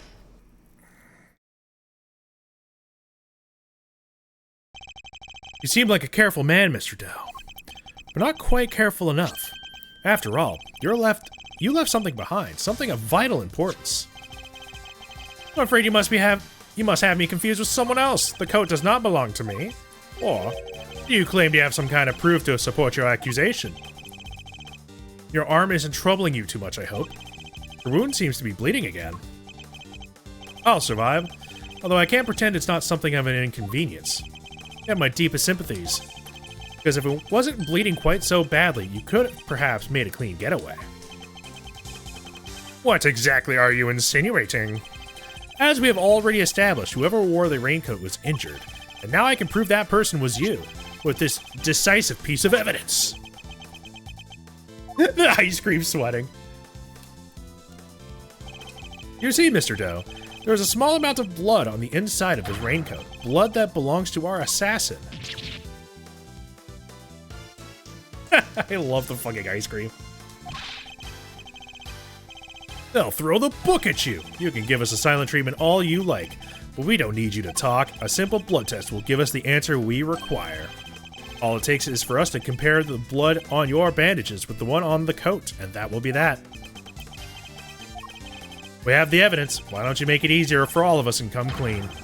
Admit that you were the one who attempted to assassinate the president of Zhengfa. I am not your assassin. You're stubborn, I'll give you that. But if this were a game of chess, you would already be in checkmate. Now do the honorable thing and admit defeat! Doesn't look like a man with no moves left to play. Very well, you have me. I'll admit it, I was wearing the raincoat. But the raincoat, the person in the raincoat wasn't necessarily the person who shot him. I'm wondering if... Wait, then where the fuck was the gun? But I did not shoot at the president. Mr. Edgeworth, the only thing you have proven is that I was wearing a particular raincoat. As far as I am aware, that is not a crime. I am no assassin. I am a simple ice cream seller. One who happened to be wearing a red raincoat while watching the president speak. I was as surprised as anyone when his bodyguard sprang into action and the shots rang out. That's when the spectators panicked and started running and screaming for their lives. Finally satisfied that I am telling the truth. No. Shut up, Kay.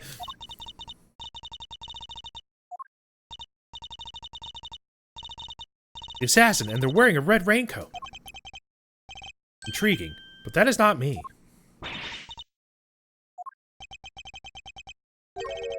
You really think I was the only one in the entire park wearing a red raincoat today? I do, actually. Then why? Why does he seem so sure of himself?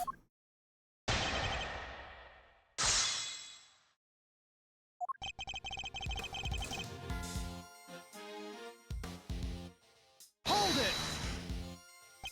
A simple ice cream seller, but a knowledgeable one, I presume. On the subject of ice cream, at least. But of course, ask me anything you wish. I don't know the first thing about ice cream. You know what the most important thing about making ice cream is, of course. Damn it, Edgeworth. What does virtue have to do with ice cream? Without proper reverence for the craft, I'm afraid all you'll ever make is sweetened crystals of ice.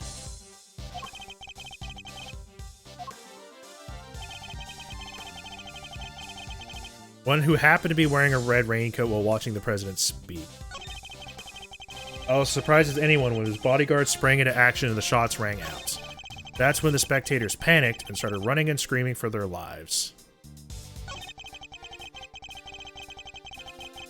Hold it!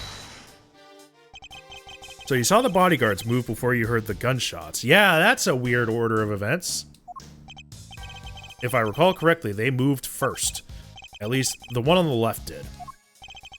You're rather observant, Mr. Dell. I am blessed with keen eyes. The names of the bodyguards were written on the top left corner of the security plan. Is it the one on the... Wait.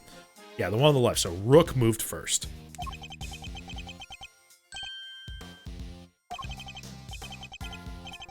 Bastian Rook. How do you know his name? I expect he noticed the light from a laser sight. The man is no amateur. How does he know about the laser sight? I'd like you to append what you said to your testimony if you don't.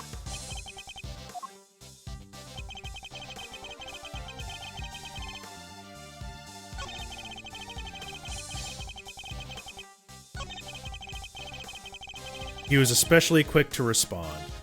Hold it! So then the bodyguard on the left was the first to move. By the smallest fraction, yes. His name was Bastian Rook. It appears you've assessed the situation quite astute. How does he know his name?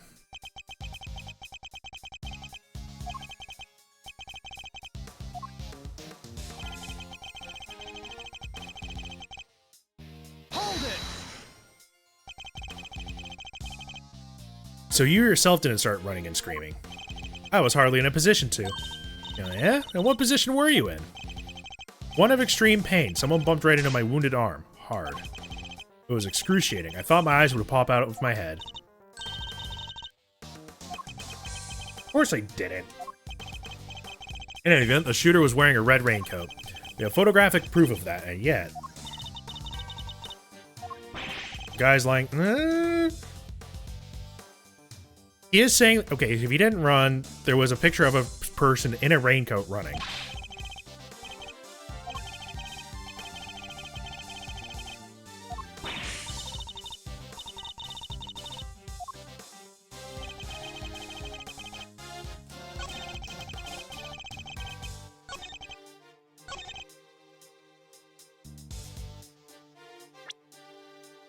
I feel like the only way he would know the name is if he had the security card. As I suspected, you are more than what you claim to be, Mr. Dunn. You overestimate me, Mr. Edgeworth. Oh? Then tell me how a simple ice cream seller knows one of the presidential bodyguard's names. What? You jest, surely. You're the one who spoke their names aloud. Rook and Knight, was it? I didn't say shit! We only know those names thanks to the security plan. But look closely. Only their surnames appear. Yet we all clearly heard you say the name, Bastian Rook. How did you come to possess such information? Information we ourselves didn't have. Seems pretty darn suspicious to me. Well, how did you know? Explain yourself. It was merely a slip of the tongue. That doesn't mean shit. We don't know he's the assassin. Oh, the ice cream's angry. It's a little soon to be jumping to such conclusions. I did know their names, yes. And the reason for that is, well, I know Mr. Rook. He and I are acquainted. We have something of a connection. And his is a name I can never forget. They've fought before. Right? He is definitely a simple ice cream guy. And I suppose Mr. Rook will confirm that. It should be easy enough for him to remember his good friend, the slippery ice cream seller, correct?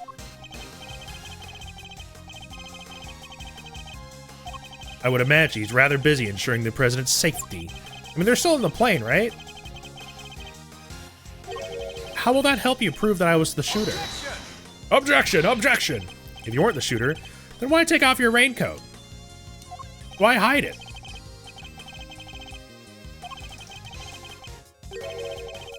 Would you rather I'd let it fester?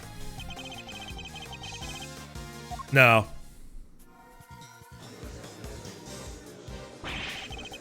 What are you waiting for, Edgeworth? Hurry up and arrest the man! He's clearly guilty! If I were you, he'd be in jail. Oh, shut up.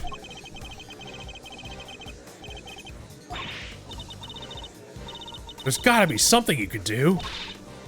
Shocking scenes here, as the culprit seems all but certain to escape justice. Seems the court of public opinion has spoken. Very well. I will clearly be viewed as with suspicion no matter what I say. I might as well share what I know. What's his angle here? I saw them.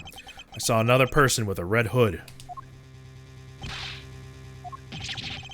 I don't know.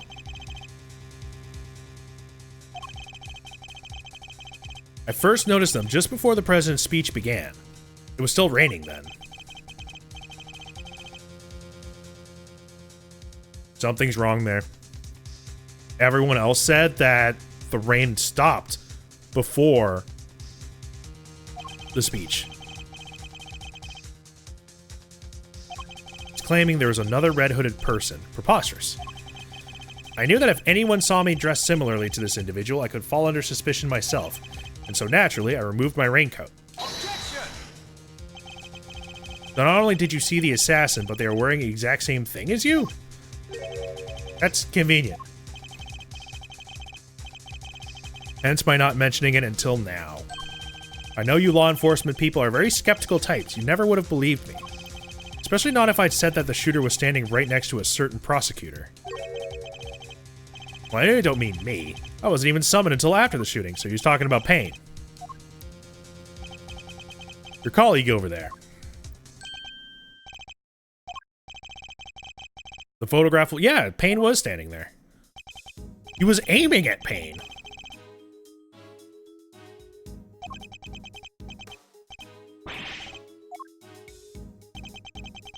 What's his endgame here?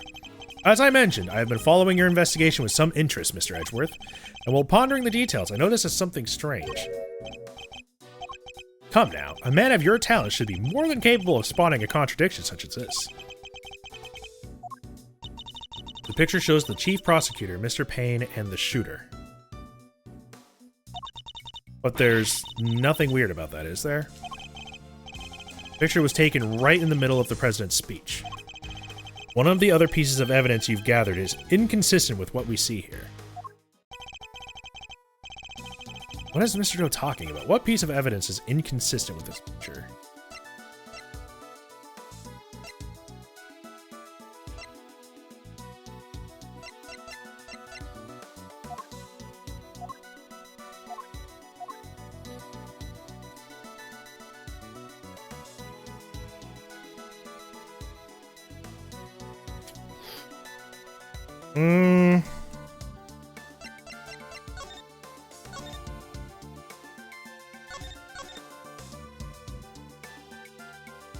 That was when he was aiming at that guy.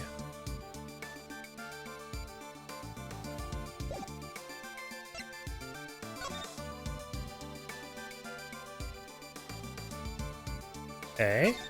Meeting is scheduled for just after the speech. Yes, the president wants to thank us personally. Seems pretty pleased to put the whole Yatakarasu incident behind him.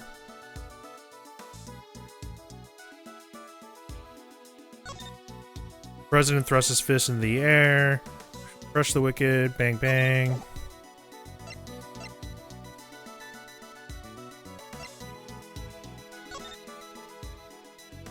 You know who might be in the audience. Eyes on the area. Blah, blah, blah. Yeah, that kind of tracks.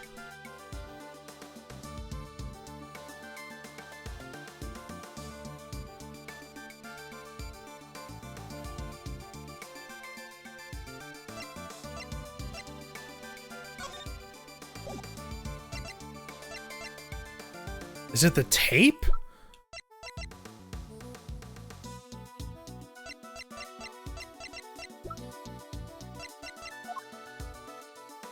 Person wearing it has an injured left arm.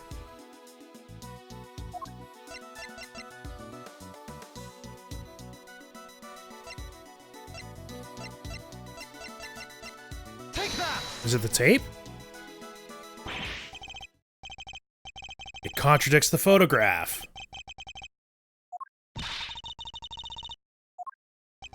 Someone's missing. Someone who should be here.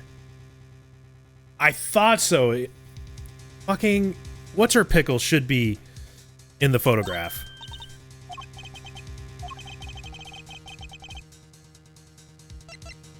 Tabby Lloyd. Take that! She should be in that photo.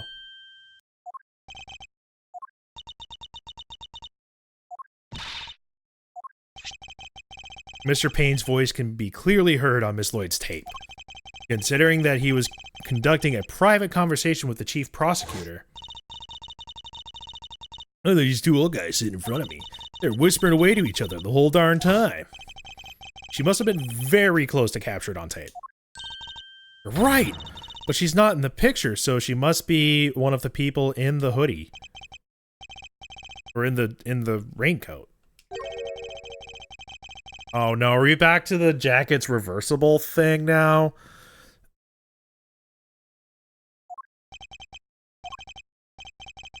Would you mind answering a few questions? Whoa. Y'all are fixing to put me under the microscope now? Alright, sure, knock yourselves out. I got nothing to hide. Miss Lloyd's testimony. Alright. Save here. Nah, I was running all over, roving reporter style, and that was a big old crowd. Guess the picture must have been taken while I was in one spot, and the tape was from when I was in another. That was a big crowd, though.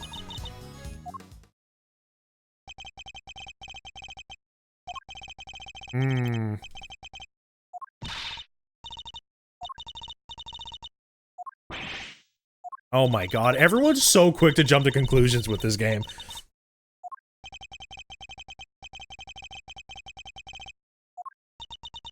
It does? I thought it was a pretty good one.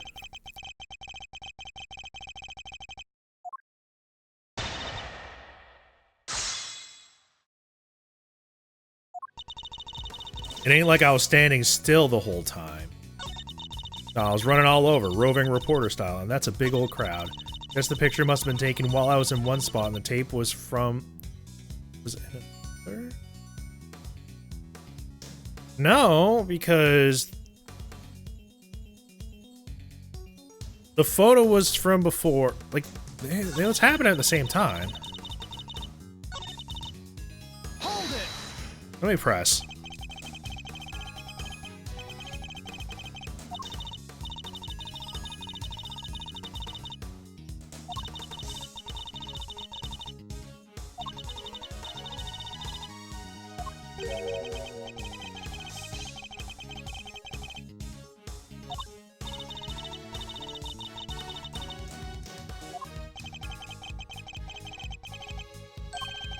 Yep.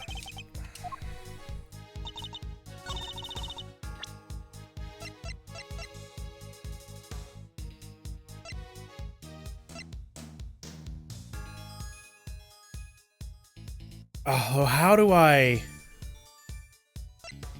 make that link?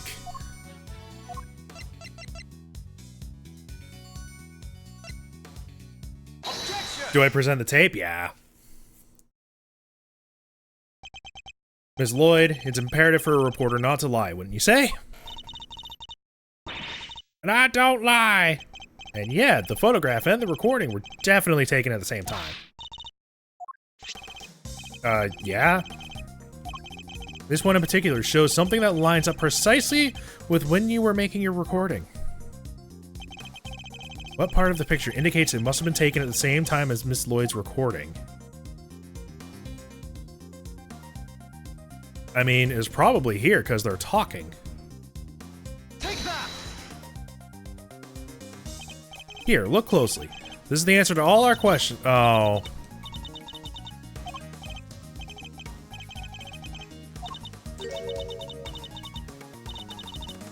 Ugh.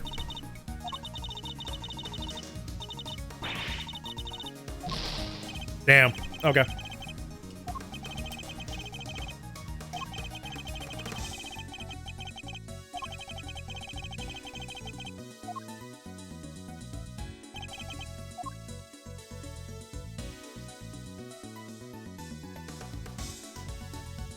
So this happened before the shooting because... Oh, yeah. Take that! The president has his fist raised. Yeah, it's the president. What about it? Would you be so kind as to play us that tape again? Mm-hmm.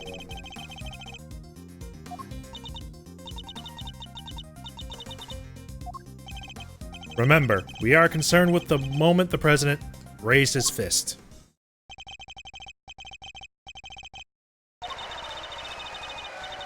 The president raised his fist in the air, and then we hear the chatting.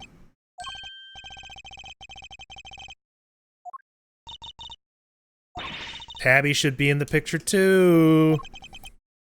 She is right there for all to see. What? So you're our shooter, huh? Nah, I don't even own a jacket like that. From everything we know, the owner of the red...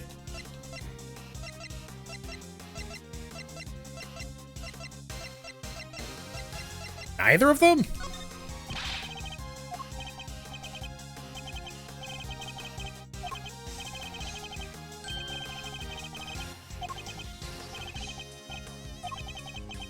Can I get back to...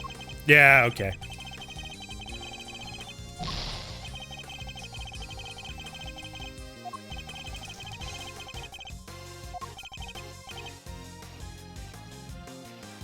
I mean, that raincoat has to be John Doe's.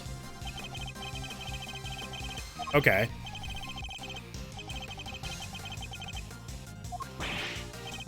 There are two people with red hoods.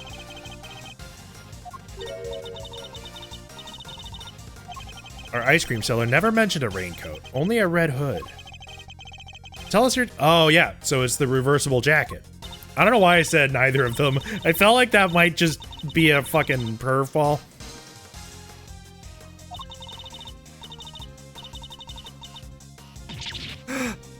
The inside out is red. It's red.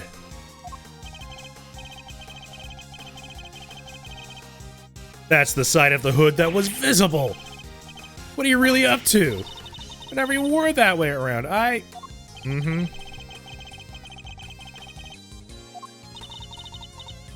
what are y'all gonna confirm? It was raining right up until the president's speech, correct? That much has been established. Except John Doe said that it hadn't been rain, or it was raining at the start.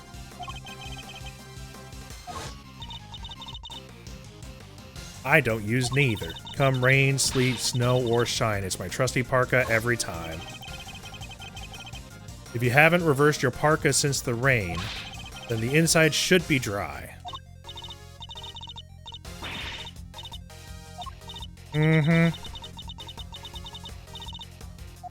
She's crumbling. She's breaking. Aww.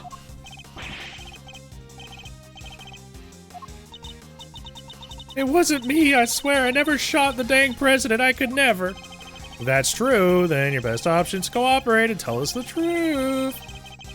Why are you wearing that red parka? Something I never told you, something I couldn't.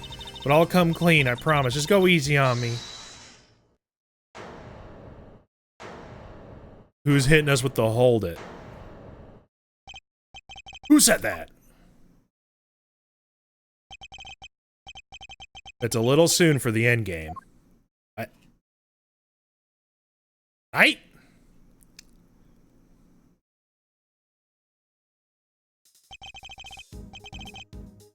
That goes for you too, Mr. Prosecutor. You lost this one the moment you made your opening move? One of the men from Kay's photograph. Guess I'd better introduce myself.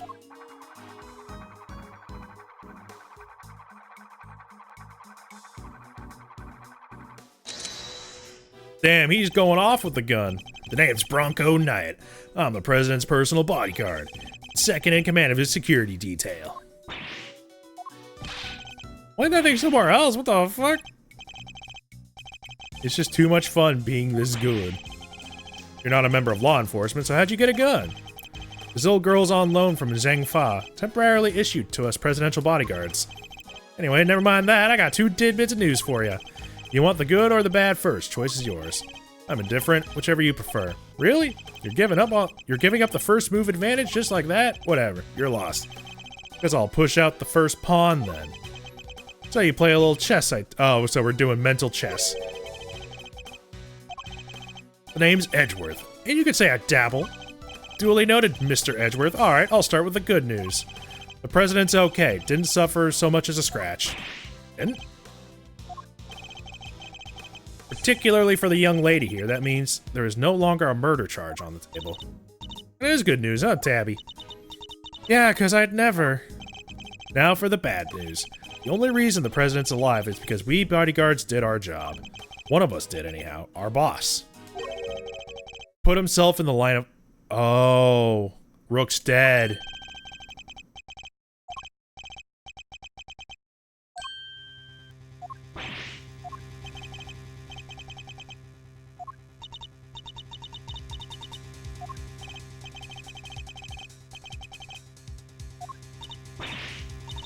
I didn't do it. I didn't kill anybody. I could never. I'd shut my mouth if I were you, murderer. Oh my god. Sacrifice one of our pieces to protect the king, but to lose someone like him during a castling, it's a real shame. What is that even, like the speech? It's a chess turn. Very simplistically speaking, it's a move where a rook switches places with the king. And why didn't you just say so? Oh, castling! We'll need to see the victim's body right away. And if possible, I'd like to ask the president a few questions. Alright, no can do. And why not?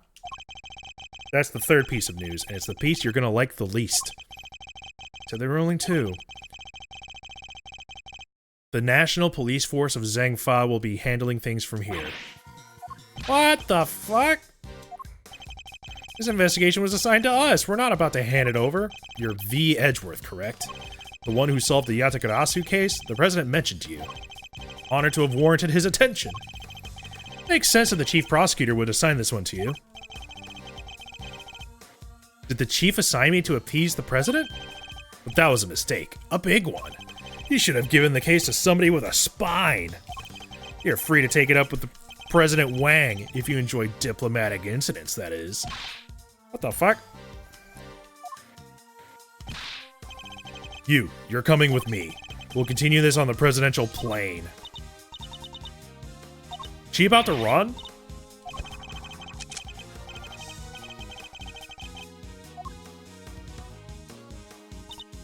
Ruffles, come on, you gotta help me out here.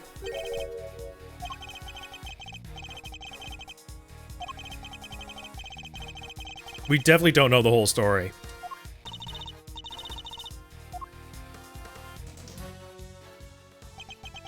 Can I really let this happen?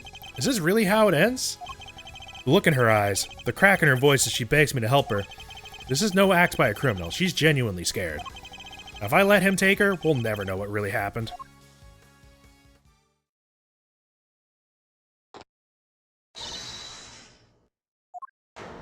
What? What the fuck's happening now? Get your filthy hands off of... Quiet now. Is that any way to greet me? Your neck has barely begun to heal and you've already forgotten who I am. I'm disappointed. Ah, so you do remember. It's the fucking serial killer. You don't stand a chance against this guy. I'm no simple ice cream seller. Oh my god, how did we know? Guy's a pro, a hitman. His name's Shelly Killer. Yeah, it's Shelly! Killer.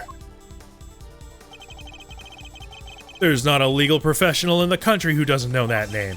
An assassin capable of taking down any target, any place, any time. This isn't the first time our paths have crossed.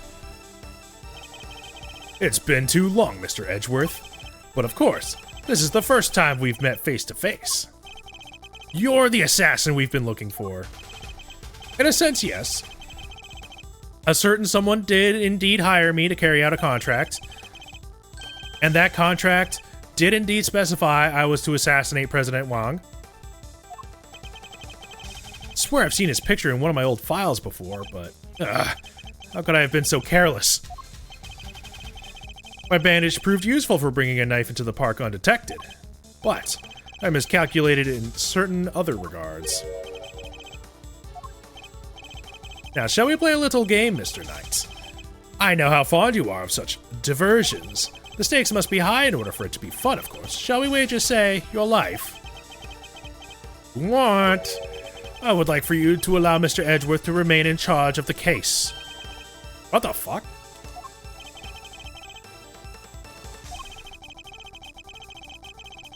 I would simply like our mutual friend to see things through to their conclusion. He's playing a game.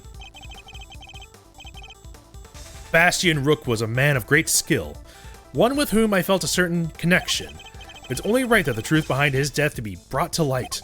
With Mr. Rook's departure, the case is now yours to investigate, is it not, Mr. Knight? I'm simply asking you to transfer that authority to Mr. Edgeworth. Not something worth losing your life over, surely. Just using the investigation as an excuse to get close to the president. Am I? Really? I suppose it is true that in order for the investigation to proceed, we will need to enter the presidential plane. Think we're gonna let you near him? I'm his chief bodyguard. Are you? And here I thought you were only second in command. I wonder if you have what it takes to step into such capable shoes. What a dick. If that is indeed the case, then I would ask that you make a choice worthy of a leader. Will you needlessly throw away your life, or will you allow the investigation to continue? Fucking twists and turns all over the place. The second game popped off immediately. Is he really doing this to gain access to the president? Does he even need to? What is he plotting? You have no objections, I trust, Mr. Edgeworth? Come, let us continue the investigation. That is wild. What do we do, sir? It would seem we have little choice but to do as we're told. That said, listen, detective, and listen well. I'll buy us some time as I investigate. Meanwhile, you gather the other officers. Have them surround the plane, and make absolutely certain there is no way he can escape. Yes, sir, you got it. To be continued.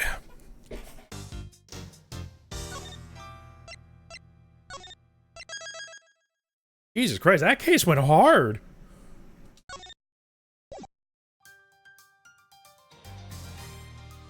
I won this game, though.